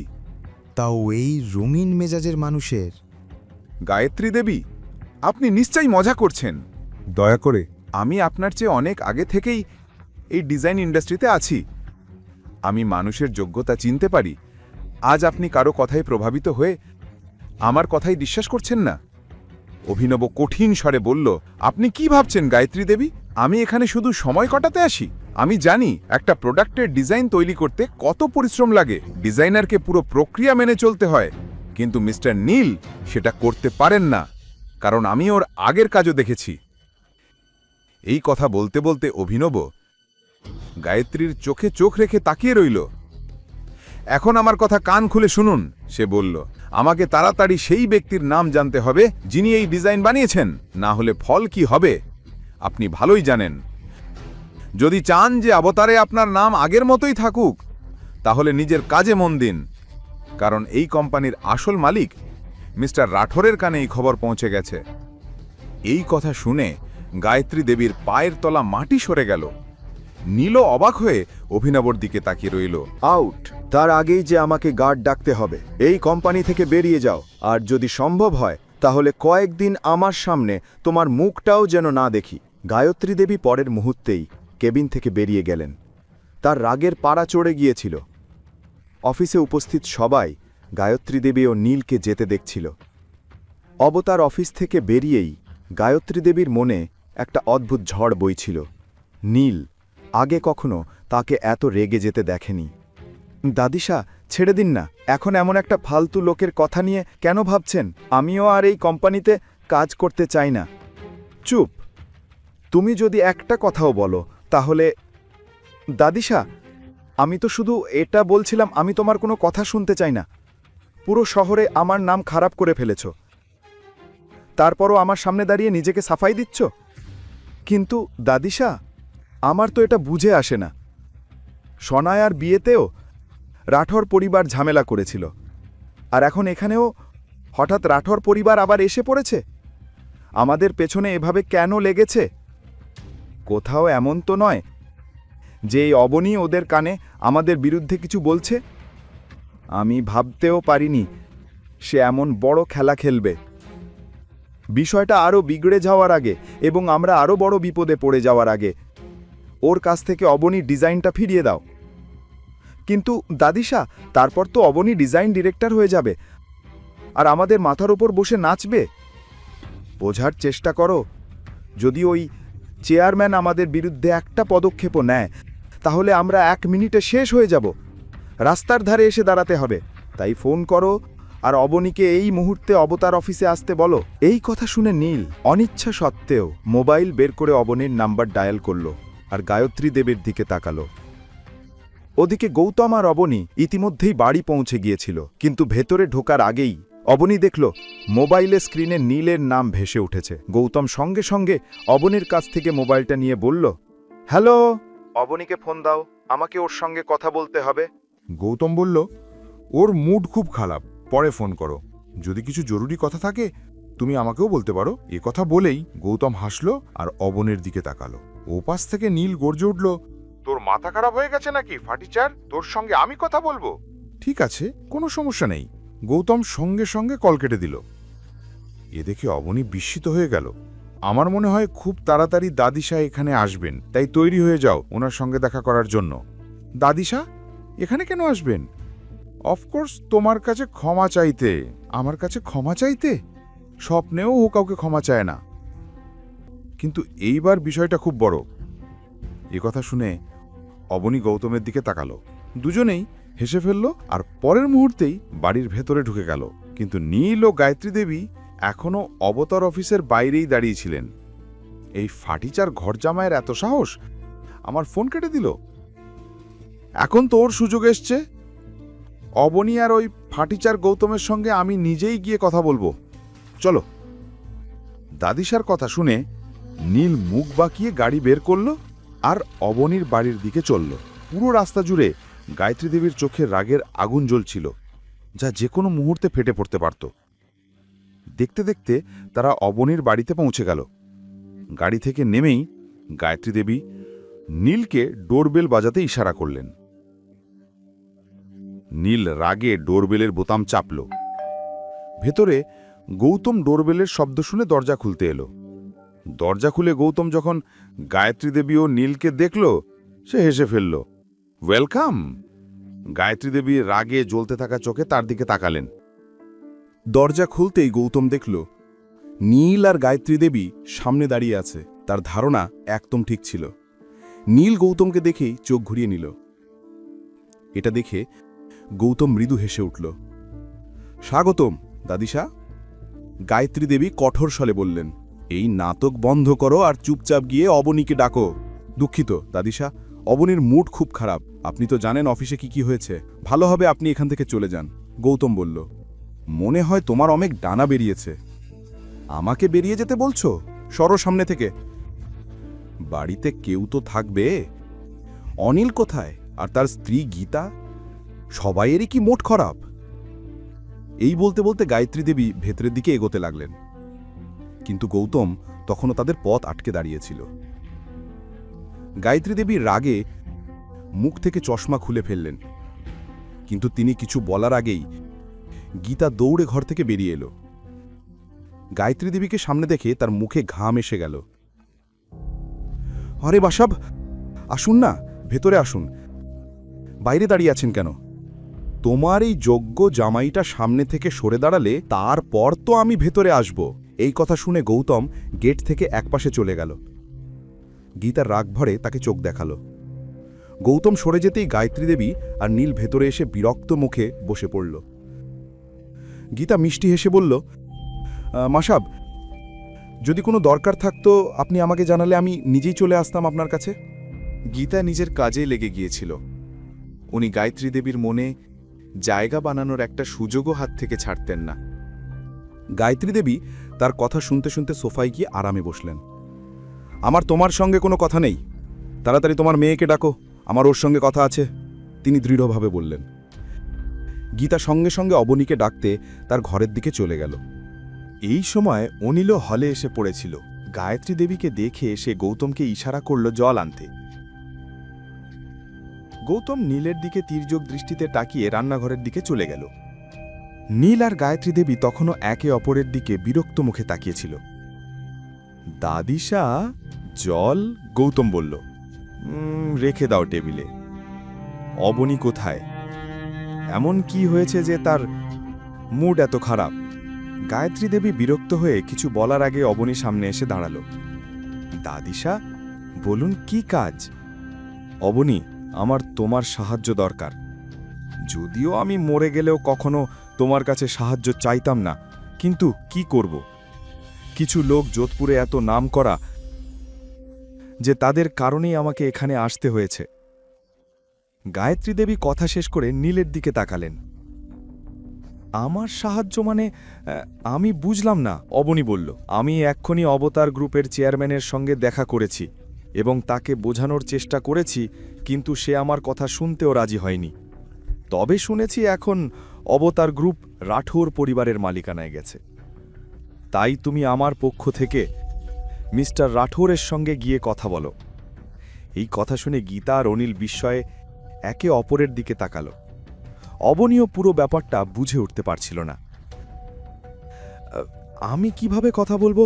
আমি তো রাঠোর পরিবারের কাউকেই চিনি না, আর আপনাকে আমি আগেই সেই পার্টিতেই ব্যাপারে বলেছিলাম। আমার এতে কিছু আসে যায় না তুমি তাদের চিনো কি না। এই সমস্যা তোমার তৈরি ডিজাইন থেকেই শুরু হয়েছে, তাই এর সমাধানও তোমাতেই করতে হবে। কিভাবে করবে সেটা তোমার ব্যাপার, কিন্তু যদি সমাধান না হয় তাহলে ধরে নিও আমার তোমাদের পরিবারের সঙ্গে থাকা শেষ সম্পর্কটাও ভেঙে গেল। এই বলে গায়ত্রী দেবী অনিল আর গীতার দিকে তাকালেন। অনিল, যদি তোমার মেয়ের ছোট্ট মস্তিষ্কে এই কথা না ঢোকে তাহলে ভালোভাবে বোঝাবে তাকে, তিনি বললেন। তারপরই নীলকে নিয়ে গায়ত্রী দেবী সেখান থেকে চলে গেলেন। তাদের এই হুমকি শুনে সবাই হতবাক হয়ে গেল। এক মুহূর্তের জন্য পুরো হলে নীরবতা নেমে এলো। অবনী, আসল ব্যাপারটা কি? মাসা কোন ডিজাইনের কথা বলছিলেন, আর কেন তিনি তোমাকে রাঠোর পরিবারের সাথে কথা বলতে বলছেন? মা, ব্যাপারটা খুব লম্বা, আপনাকে পরে সব বুঝিয়ে বলবো। এখন তো আমার এইটুকুই মাথায় আসছে না আমি কোথা থেকে এত বড় একজন মানুষের সঙ্গে কথা বলবো, যার নামটাই আমি জানি না, যাকে আমি আজ পর্যন্ত দেখিও নি। অবনী, মাসা যদি বলে গেছেন তাহলে তোমাকে যেতেই হবে। দেখুনি কি রাগ করে তিনি এখান থেকে বেরিয়ে গেলেন। বেটা, এবার আমাদের পরিবারের সম্মানের প্রশ্ন। আর তাছাড়া তুমি তো মিস্টার রাঠোরকে চেনো না, কিন্তু তিনি তো তোমাকে চেনেন। যে লোকটা সেদিন পার্টিতে গিফট নিয়ে এসেছিল সেই লোকটা নিশ্চয়ই সেখানে তোমার সঙ্গে দেখা করবে। অবনী, একটু ভাবো, যে এত দামি দামি গিফট দিতে পারে তার কাছে একটা কন্ট্রাক্ট সাইন করা কি এত বড় ব্যাপার? তুমি বললেই সে সাইন করে দেবে। এ কথা শুনে গৌতমের চোখে এক ধরনের ঝিলিক দেখা দিল। আজ তার সামনেই তাকে নিয়ে এত বড় বড় কথা বলা হচ্ছিল।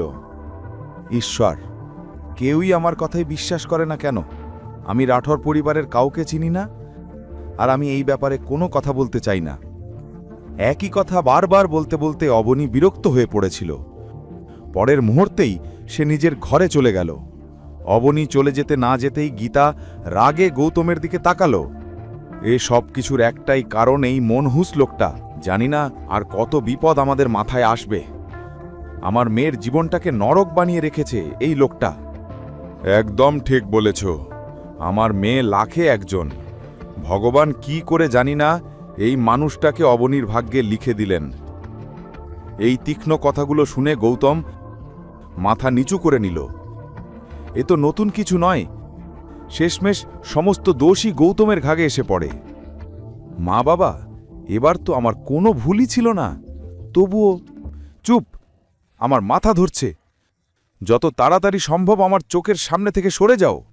গৌতম সঙ্গে সঙ্গে অবনীকে দেখতে ঘরে চলে গেল। অবনী চেয়ারে বসে গভীর চিন্তায় ডুবেছিল। তুমি ঠিক আছো তো? গৌতম, এই মুহূর্তে আমি কারো সাথে কোনো কথা বলতে চাই না, আমাকে একা থাকতে দাও। এ কথা শুনে গৌতম এক পা এগোল, কিন্তু পরের মুহূর্তেই থেমে গেল এবং দরজা থেকে বাইরে চলে গেল।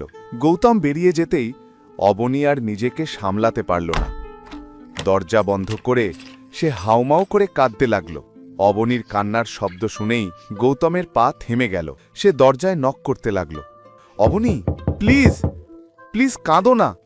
আমাকে বলো আমি তোমার জন্য কি করতে পারি। তুমি চাইলে আমি মিস্টার রাঠোরের সাথে কথা বলবো, তিনি আমার কথা অবশ্যই শুনবেন। মিস্টার রাঠোর, মিস্টার রাঠোর, সবাই আমাকেই কেন তার সাথে কথা বলতে বলছে? কেউ কি ভাবে না আমি কি ভাবছি? সবাইকে বাদ দাও, তুমিও। গৌতম, আমি তোমার স্ত্রী, তুমিও চাও আমি গিয়ে ওই যোধপুরের রাজকুমারের সাথে কথা বলি। ঠিক আছে, এবার থেকে আমরা এই বিষয়ে আর কোনোদিন কথা বলবো না, কখনো না। তাহলে দরজা খোলো, আমরা অন্য কোনো সমাধান খুঁজে বের করি। এ কথা শুনে অবনী চোখের জল মুছে ফেলল। দরজা খুলে বিছানায় গিয়ে বসে পড়ল। গৌতম সঙ্গে সঙ্গে ভিতরে এসে তার সামনে হাঁটু গেড়ে বসল এবং অবনীর চোখের দিকে তাকাল। তোমার কোনো কথার জন্য চিন্তা করার দরকার নেই, এবার এই সমস্যা আমার উপর ছেড়ে দাও, আমি কিছু না কিছু ব্যবস্থা করবই। অবনী কিছু বলার আগে গৌতমের চোখে সে সত্যিকারের আন্তরিকতা দেখতে পেল। এ দৃশ্য দেখে সে আর কিছু বলতে পারল না। তার মনে শত প্রশ্ন ঘুরছিল, কিন্তু এবার তার সামনে কোনো পথই স্পষ্ট হয়ে উঠছিল না। হ্যাঁ, আমি তোমার দুটো শর্ত মানতে রাজি, কিন্তু তৃতীয় শর্তটা আমি মানতে পারবো না। অবনী ডিজাইন ডিরেক্টর হতে পারে না। এটা শুধু আপনারই মনে হয়।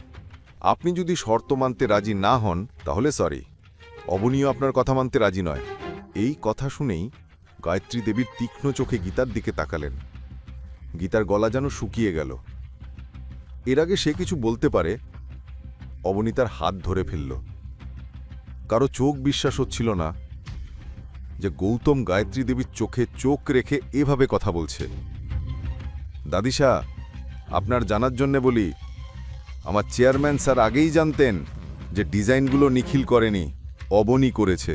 তাই চেয়ারম্যান স্যার নিজে অবনীকে অ্যাপয়েন্টমেন্ট লেটার পাঠিয়েছেন, যেখানে পরিষ্কার লেখা আছে অবনীর বাৎসরিক স্যালারি 30 লাখ। আমি তো শুধু আপনাকে পরীক্ষা করতে চেয়েছিলাম, কিন্তু আজও আপনি এখানে এসছেন শুধু নিজের স্বার্থের জন্য। কারণ মার্কেটে আপনার নাম খারাপ হলে, বলুন তো, অবনী এত বড় সুযোগ ছেড়ে আগরওয়াল গ্রুপে কেন যোগ দিত? এই কথা বলে গৌতম পকেট থেকে অ্যাপয়েন্টমেন্ট লেটার বের করে গায়ত্রী দেবীর হাতে দিল। লেটার আর স্যালারি দেখে গায়ত্রী দেবীর পায়ের তলা যেন মাটি সরে গেল। অবনী আর গীতাও অবাক হয়ে একে অন্যের দিকে তাকালো। গায়ত্রী দেবী এখনও বিশ্বাস করতে পারছিলেন না। গৌতম সবার দিকে তাকিয়ে মৃদু হাসল। তাই দাদিশা, আপনার সাহায্যর দরকার নেই, আর আগরওয়াল গ্রুপের নাম বাঁচাতেও আপনি কোনো সাহায্য করতে পারবেন না।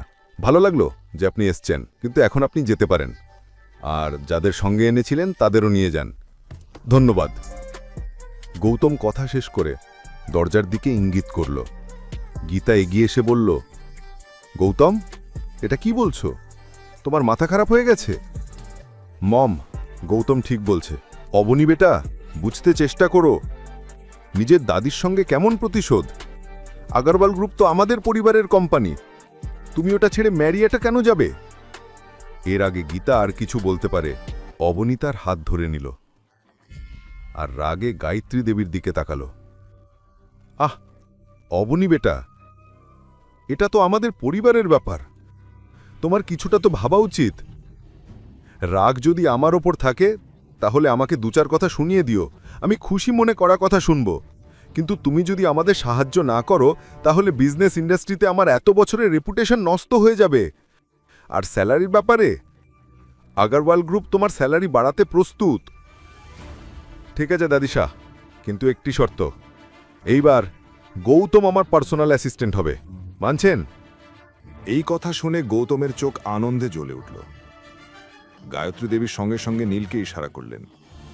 নীল বিরক্ত মুখে বলল, ফাইন, আগামীকাল থেকে অবনী আগরওয়াল গ্রুপের ডিজাইন ডিরেক্টর, তার স্যালারিও ডাবল হবে। সবাইয়ের সামনে আমি ক্ষমাও চাইব এবং ম্যারিয়েটের অ্যাপোলজি লেটারও দিয়ে দেব। খুশি? নীল গৌতম আর অবনীর দিকে তাকালো। এর আগে অবনী কিছু বলেন, গায়ত্রী দেবী সুযোগ বুঝে দ্রুত এগিয়ে এলেন। যেহেতু সব ঠিক হয়ে গেল, তাহলে অগ্রওয়াল গ্রুপের পক্ষ থেকে ম্যারিয়েটে কন্ট্রাক্ট সাইন করে দিও।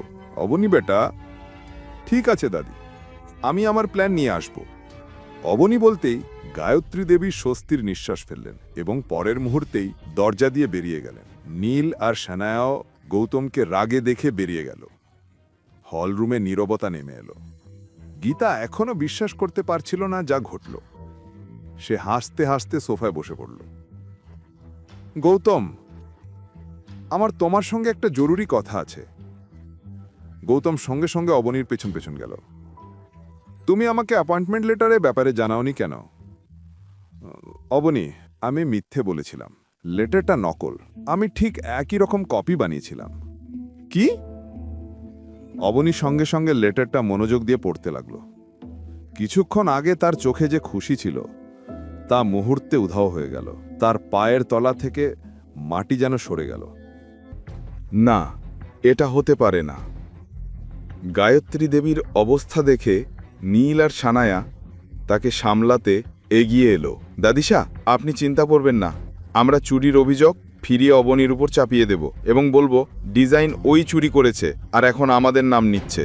এই কথা শুনতেই গায়ত্রী দেবী রেগে নীলের গালে একটা চড় মেরে দিলেন। তোমার মাথা নামের জিনিসটা আছে কি নেই?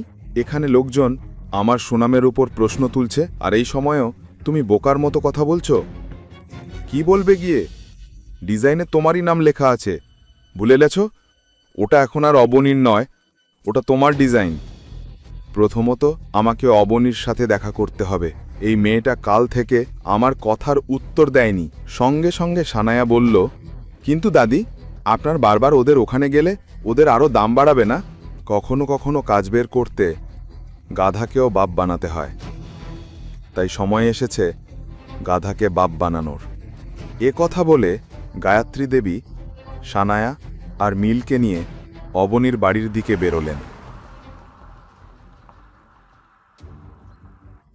বাড়ির দরজা বন্ধ দেখে তিনি বেল বাজাতে এগোলেন। দরজা খুলতেই সামনেই গৌতম দাঁড়িয়ে রইল। আপনারা এখানে কি করছেন? সামনে থেকে সরে দাঁড়াও, আমাকে অবনীর সাথে কথা বলতে হবে। অবনী এই মুহূর্তে কারো সাথে দেখা করতে চায় না, পরে আসুন। এ কথা বলে গৌতম গায়ত্রী দেবীর মুখের সামনে দরজা বন্ধ করে দিল। দরজা বন্ধ হতেই গায়ত্রী দেবী রেগে চারপাশে দেখতে লাগলেন। সোনায়া রেগে বলল, দাদিশা, আমি তো বলেছিলাম ওরা এখন সীমা ছাড়িয়ে গেছে। গায়ত্রী দেবী কোনো উত্তর না দিয়ে জোরে জোরে দরজা পেটাতে শুরু করলেন। দরজার শব্দ শুনে গীতা দৌড়ে এসে দরজা খুলল। গায়ত্রী দেবীকে দেখে সঙ্গে সঙ্গে মিথ্যে আপ্যায়ন শুরু করল। আরে মাসা, হ্যাঁ হ্যাঁ আসুন। গায়ত্রী দেবী রেগে নীল ও সানায়াকে নিয়ে সোজা ভেতরে ঢুকে গেলেন। দাদিশার আসার খবর পেয়ে অবনী এক মুহূর্ত না নষ্ট করে ঘর থেকে বেরিয়ে এলো। অবনীকে দেখে গায়ত্রী দেবী ওকে উপরে থেকে নিচে পর্যন্ত দেখলেন। অবনী, বেটা, আমাকে মাফ করে দাও। জানি না আগে আমি কি কি বলে ফেলেছি, কিন্তু তোমার ম্যারিয়টে যাওয়ার কোনো দরকার নেই। তুমি আমাদের কোম্পানিতেই। অবনী কিছু বলার আগেই গৌতম গায়ত্রী দেবীর কথা কেটে বলল, দাদিশা, আপনি কি বলতে চাইছেন সোজা সোজা বলুন না। এভাবে ঘুরিয়ে পেঁচিয়ে কথা বলার মানে কি? কাল পর্যন্ত অবনীর কিছু হলে আপনার কিছুই যেত আসতো না, আর আজ আপনিও তো চিন্তা করছেন, এত মায়া দেখাচ্ছেন। নীল রেগে বলল, তোর দাদিশার সাথে এভাবে কথা বলার কোনো শিক্ষা নেই, যা মুখে আসছে বলেই যাচ্ছে। এ কথা শুনে গৌতম নীলের কাছে গিয়ে তার চোখে চোখ রেখে বলল, আমাকে কখনো বলবার দরকার হতো না, কিন্তু সমস্ত সমস্যার শিকড় তুমি। তারপরও তোমার চোখে একটুও লজ্জা নেই। এটা আগারওয়াল গ্রুপ নয়, এটা আমাদের বাড়ি। তাই কিছু বলার আগে ভালো করে ভেবে নিও, যেন তোমাকে তোমার কথার জন্য পস্তাতে না হয়। এ কথা শুনে নীল মুঠো বাঁধল।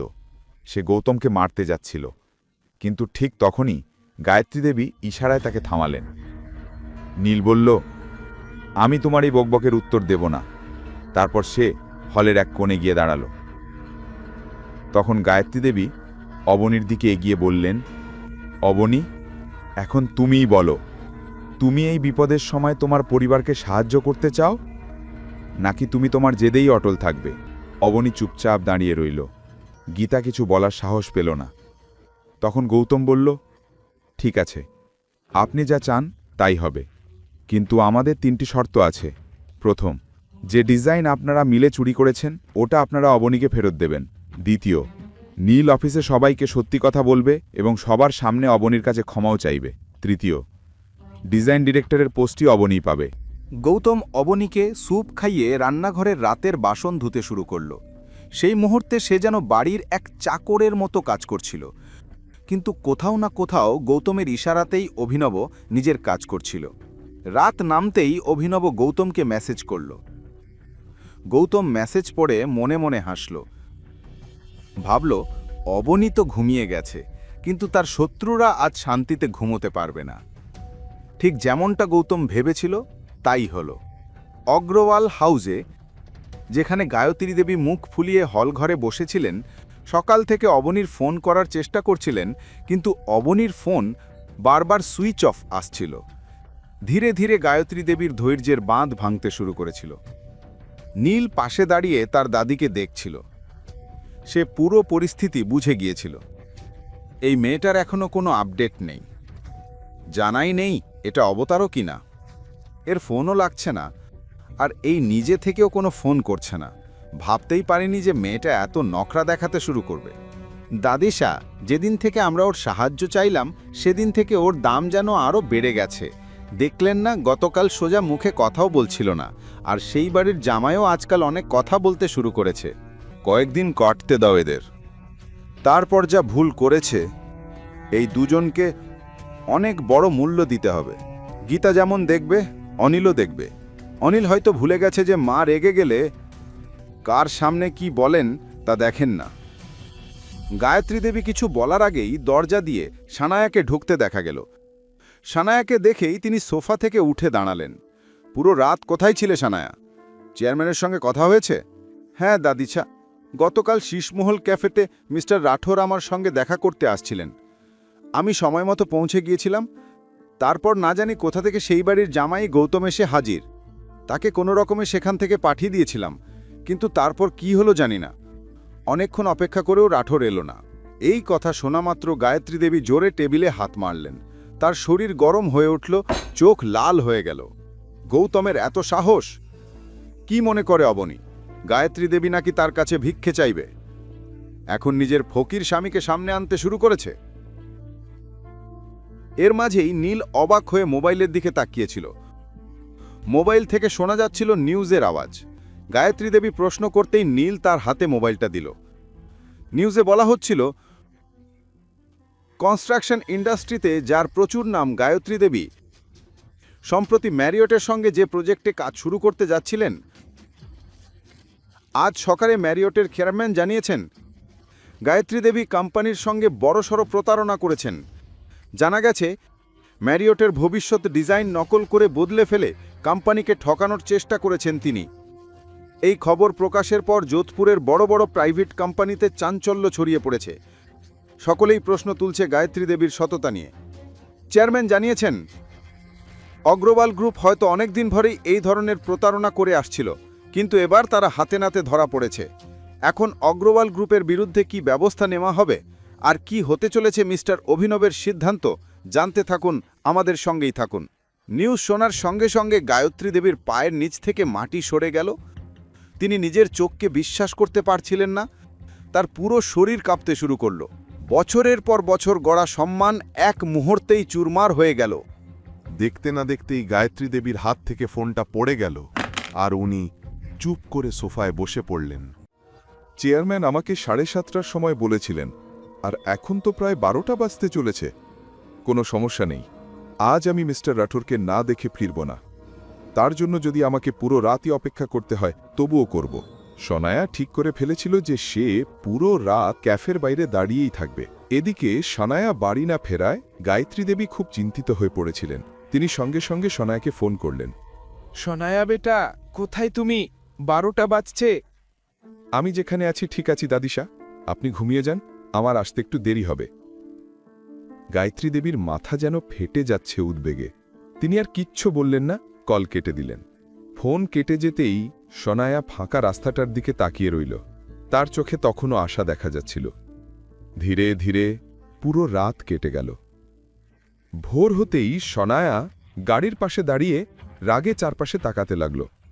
কিছুক্ষণ পর রাগীর মাথায় সে অভিনবকে ফোন করল। মিস্টার অভিনব, এটা কি মজা? আপনি তো বলেছিলেন মিস্টার রাঠোর 7:30টায় আমার সাথে দেখা করবেন। আমি পুরো রাত ক্যাফের বাইরে দাঁড়িয়ে তাদের জন্য অপেক্ষা করেছি, কিন্তু তিনি একবারও দেখা দেননি।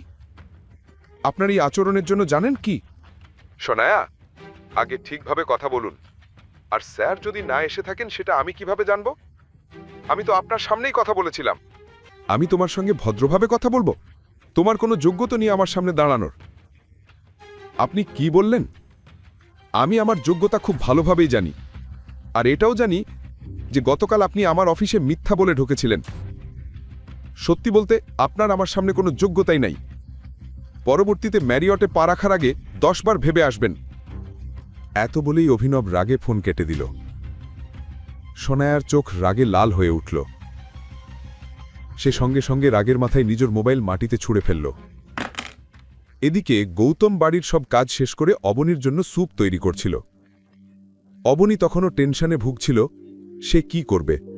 যদি সে ম্যারিয়ট গিয়ে মিস্টার রাঠোরের সাথে কথা না বলে, তবে দাদিশা তাকে কোথাও কাজ করতে দেবেন না। আর যদি সে কাজ না করে, তবে বাড়ির ছোট বড় চাহিদাগুলো কিভাবে পূরণ করবে? রোজগারকারী সে একাই ছিল, আর খাওয়ার মানুষ ছিল 4 জন। এই সব চিন্তা করতে করতে অবনীর শরীর আরও খারাপ লাগছিল। গৌতম এটা দেখে আর চুপ থাকতে পারল না। অবনী, শুনো, যারা তোমার এই অবস্থা করেছে, শিগগিরই তাদের অবস্থা তোমার থেকেও খারাপ হবে, আমি কথা দিচ্ছি। জানি না কি করব গৌতম। হয়তো আমাকে একবার মিস্টার রাঠোরের সাথে কথা বলার চেষ্টা করা উচিত। তুমি সত্যি কথা বলতে চাও মিস্টার রাঠোরের সাথে? গৌতম সরাসরি অবনীর চোখের দিকে তাকাল। অবনী ধীরে ধীরে মাথা নেড়ে না বলল। তাহলে ওনার সাথে কথা বলার কোনো দরকার নেই। শুধু অপেক্ষা করো, তোমার দাদি তোমার কাছে এসে ক্ষমা চাইবেন আর তোমাকে আগারওয়াল গ্রুপের ডিজাইন ডিরেক্টর করবেন। আর মাত্র এক রাত। গৌতমের আত্মবিশ্বাস জানি না কেন অবনীকেও আত্মবিশ্বাসী করে তুলল। তার মনে হলো হয়তো আগামী সকাল ভালো কিছু নিয়ে আসবে, এবং সে স্যুপ খেতে শুরু করল। আমি কি জানতে পারি তুমি এখানে কি করছো? এত দামি ক্যাফেতে আসার তোমার যোগ্যতা আছে? সরি, কিন্তু তুমি কি কারোর জন্য ওয়েট করছিলে? হ্যাঁ, আর তুমি এসে আমার পুরো মুড নষ্ট করে দিলে। ভিতরে ঢোকার আগে অন্তত নিজের স্ট্যাটাসটা দেখে নিতে। আমি খুব ইম্পর্ট্যান্ট এক গেস্টের সঙ্গে দেখা করতে এসেছি, তাই যত দ্রুত সম্ভব এখান থেকে বেরিয়ে যাও, নইলে গার্ড বাকিয়ে তোমাকে বাইরে বের করে দেব। এই কথা শুনে গৌতম গভীর শ্বাস নিয়ে মনে মনে হাসল। সনায়ের কথাগুলো শুনে সে বুঝে গেল যে তার পরিচয় এখনও কেউ বুঝতে পারেনি। গৌতম বলল, আমি তো পাশের মার্কেটে এসেছিলাম, হঠাৎ তোমাকে ঢুকতে দেখে আমিও এখানে চলে এলাম। তবে তুমি কোন স্পেশাল অতিথির জন্য এসেছ? আমিও তো দেখি। তিনি কে? সনায়া আবার রেগে বলল, তুমি কি তোমার মাথা বাড়িতে রেখে এসেছ? আমার সামনে বেশি ওভার স্পার্ট হবার চেষ্টা করো না। আমি মিস্টার রাঠোরের সঙ্গে দেখা করতে এসেছি। তিনি নিজে আমাকে ফোন করে এখানে ডেকেছেন। হ্যাঁ, তোমার উপাধিও তো রাঠোর, তাই না? তবে দেখো, তুমি কোথায় আর রাঠোর পরিবারের ছোট হুকুম কোথায়? সারনেম দেখে জানো, নিজেকে ওনার সঙ্গে কখনো তুলনা করো না। আমার ওপর কথা বলার আগে নিজের অবস্থাটা দেখে নাও, কারণ তোমার আর তোমার পরিবারের একটাও কথা আমার অজানা নয়। একটার পর একটা আগারওয়াল হাউস এত ড্রামা চলছে, তা তো সামলাতে পারছো না, আর আমার সম্পর্কে বলছো? এই কথা শুনে সনায়ের মুখ রাগে তেতে উঠল। সে ভাবতেও পারেনি যে গৌতম এইভাবে তাকে জবাব দেবে। সনায়া গর্জে উঠল, আমি তোমাকে শেষবারের মতো বলছি, এখান থেকে বেরিয়ে যাও। এর আগে যে আমি রেগে গিয়ে তোমার সঙ্গে কিছু করে ফেলি। Get out. ঠিক আছে, তুমি যেহেতু বললে আমি চলে যাচ্ছি, তবে পরে যেন তোমাকেই না আফসোস করতে হয়। আমাকে আফসোস? এবং সেটা তোমাকে বের করে দেওয়ার জন্যে? বের হও এখান থেকে। এখনই না গেলেই দাঁড়িয়ে থাকার জন্যই আফসোস করতে হবে। এই কথা শুনে গৌতম আবার হাসল এবং সেখান থেকে বেরিয়ে গেল। কিন্তু সনায়ার চোখে তখনও রাগ জ্বলছিল। সনায়া গৌতম চলে যেতেই সে ঘড়ির দিকে তাকাল। 8টা বাজে। এই বাজে লোকটার সঙ্গে কথা বলতে গিয়ে পুরো সময় নষ্ট হয়ে গেল। রাঠোর এবার হয়তো এসে পড়বেন বলে সে আগের টেবিলে গিয়ে বসে পড়ল। অন্যদিকে গৌতম ক্যাফে থেকে বেরিয়ে গাড়িতে উঠল। গাড়ি স্টার্ট দেওয়ার আগেই তার কাছে অভিনবর ফোন এলো। অভিনব জিজ্ঞেস করল, স্যার, আপনি কি মিস সনার সাথে কথা বলেন? হ্যাঁ, আর ওর সঙ্গে কথা বলে আমার মাথা খারাপ হয়ে গেছে। ও আপনাকে মিথ্যা বলে আমার নম্বর চাইতে এসেছিল। আর শুনুন, ও আমার স্ত্রীর একজন শুভাকাঙ্ক্ষী নয়, তাই ও আমার নামে কোনো রকম স্পেশাল ট্রিটমেন্ট দেওয়া না হয়। আপনাকে আরও সতর্কতা দেখাতে হবে।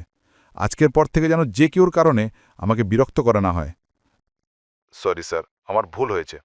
ঠিক আছে, কিন্তু এবার আগারমাল পরিবারের বিরুদ্ধে বড় অ্যাকশন নেওয়ার সময় হয়েছে। আমি খুব শিগগিরই বলবো কি করতে হবে।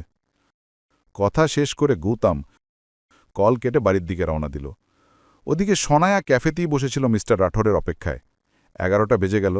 ক্যাফে বন্ধ হবারও সময় হয়ে গেল। ক্যাফে বন্ধ হবার পরও সে নিজের গাড়িতে বসে অপেক্ষা করছিল। 12টা হয়ে গেল এবং এখন সনা পুরোপুরি বিরক্ত ও রেগে আগুন। গৌতম অভিনবের কাছ থেকে পুরো ব্যাপারটা জানতে পারে।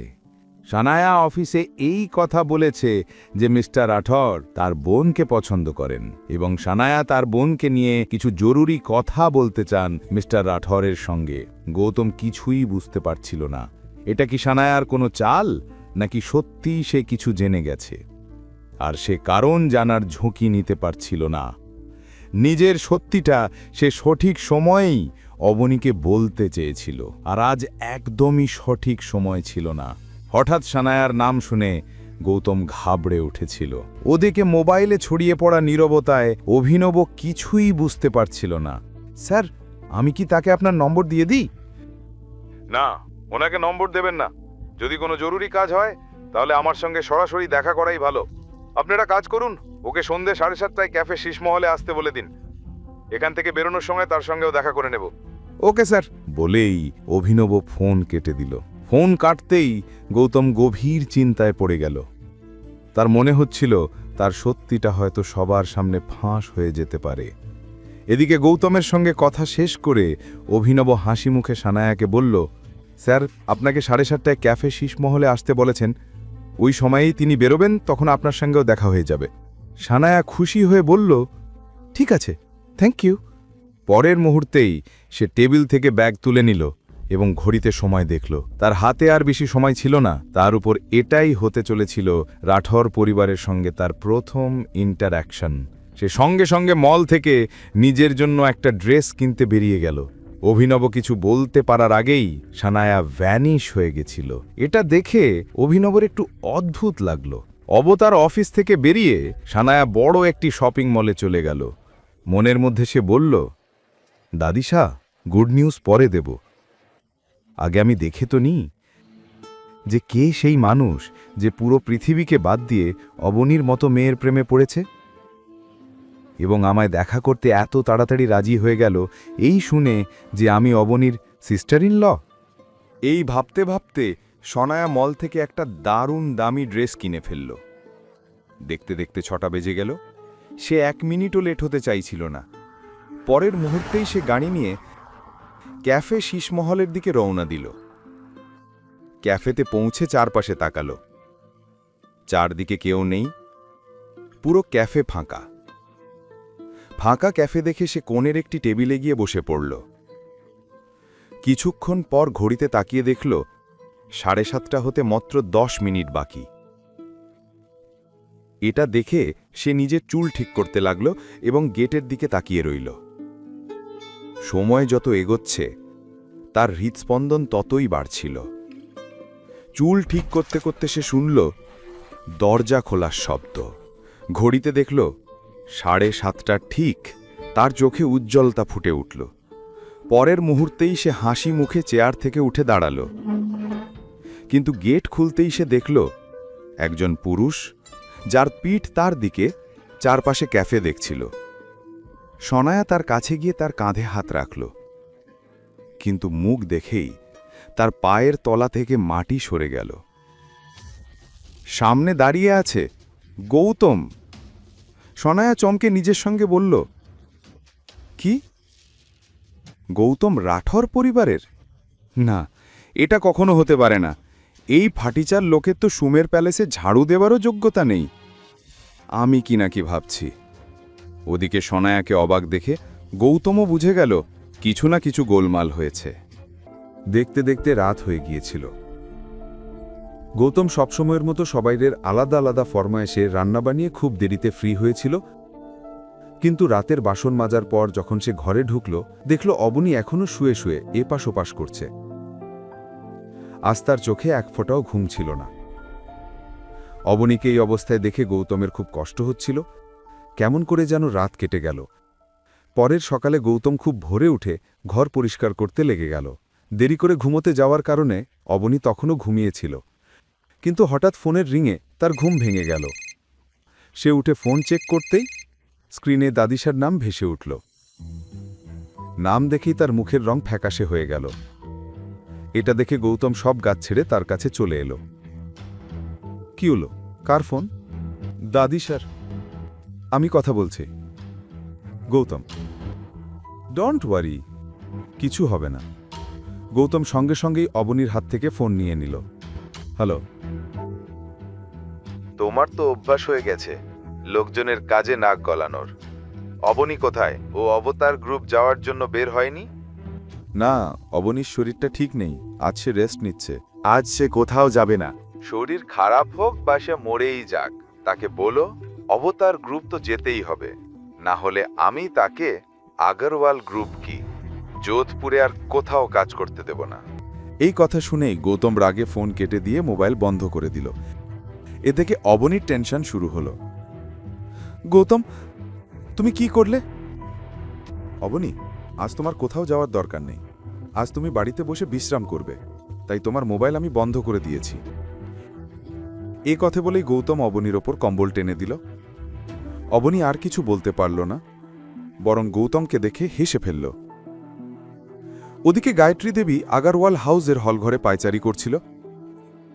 গৌতম হঠাৎ ফোন কেটে দেওয়ায় তার চোখ রাগে লাল হয়ে গেছিল। নীল আর সানায়া চুপ করে দাঁড়িয়ে দাদিকে দেখছিল। এই 2 পয়সার মানুষের সাহস কি করে হলো আমার ফোন কেটে দেওয়ার? একবার এই ব্যাপারটা মিটতে দাও। তার গলায় কুকুরের দড়ি বেঁধে পুরো যোধপুরে না ঘোরালে আমার নামও গায়ত্রী দেবী নয়। এ কথা বলতে বলতে সে রাগে নীল আর সানায়ার দিকে তাকালো। দাদিশা, প্লিজ এত রাগ করবেন না। আপনার শরীর এমনিতেই ভালো নয়। কি করে রাগ না করি? যাদের আমার সামনে কথা বলতেও সাহস হতো না, তারা এখন আমার ফোন কেটে দেয়। আমরা মিলে একটা সমাধান খুঁজে নেব। আপনি এখন একটু শান্ত হন। সানায়া টেবিল থেকে জলের গ্লাস এগিয়ে দিল। গায়ত্রী দেবী জল খেয়ে সোফায় বসে পড়লেন। 3 জনের মুখেই চিন্তার ছাপ স্পষ্ট ছিল। আমার একটি আইডিয়া আছে, সানায়া বলল। এখন বলতে পারছি না, কিন্তু আমার উপর বিশ্বাস রাখুন। যদি আমার প্ল্যান ঠিকমতো কাজ করে, তাহলে চেয়ারম্যান নিজেই আপনাকে আবাতারে ডাকবে এবং ভাইয়ের সঙ্গে ডিলও সাইন করবে। এ কথা বলে সানায়া হেসে সেখান থেকে বেরিয়ে গেল। ওদিকে গৌতম সব কাজ সেরে বাজারে সবজি আনতে পৌঁছে গেছে। ঠিক তখনই তার কাছে অভিনবের ফোন এলো। সে গাড়ি সাইডে রেখে কল রিসিভ করল। ইয়েস মিস্টার অভিনব। সরি টু ডিস্টার্ব ইউ, কিন্তু আপনার সিস্টার ইন ল এসেছেন এবং তিনি আপনার সঙ্গে জরুরি কথা বলতে চান। আমার সিস্টার ইন ল? কে? নাম কি? তার নাম সানায়া। খুব জরুরি কাজ আছে আপনার সঙ্গে। সানায়া? পরের কাহিনী জানতে দেখতে থাকুন পরবর্তী এপিসোডগুলো শুধুমাত্র পকেট এফএম ইউটিউব চ্যানেলে। আর রয়্যাল ওয়ারিসের সব এপিসোড শুনতে এখনই ডাউনলোড করুন পকেট এফএম অ্যাপ। লিংক দেওয়া আছে ডিসক্রিপশনে।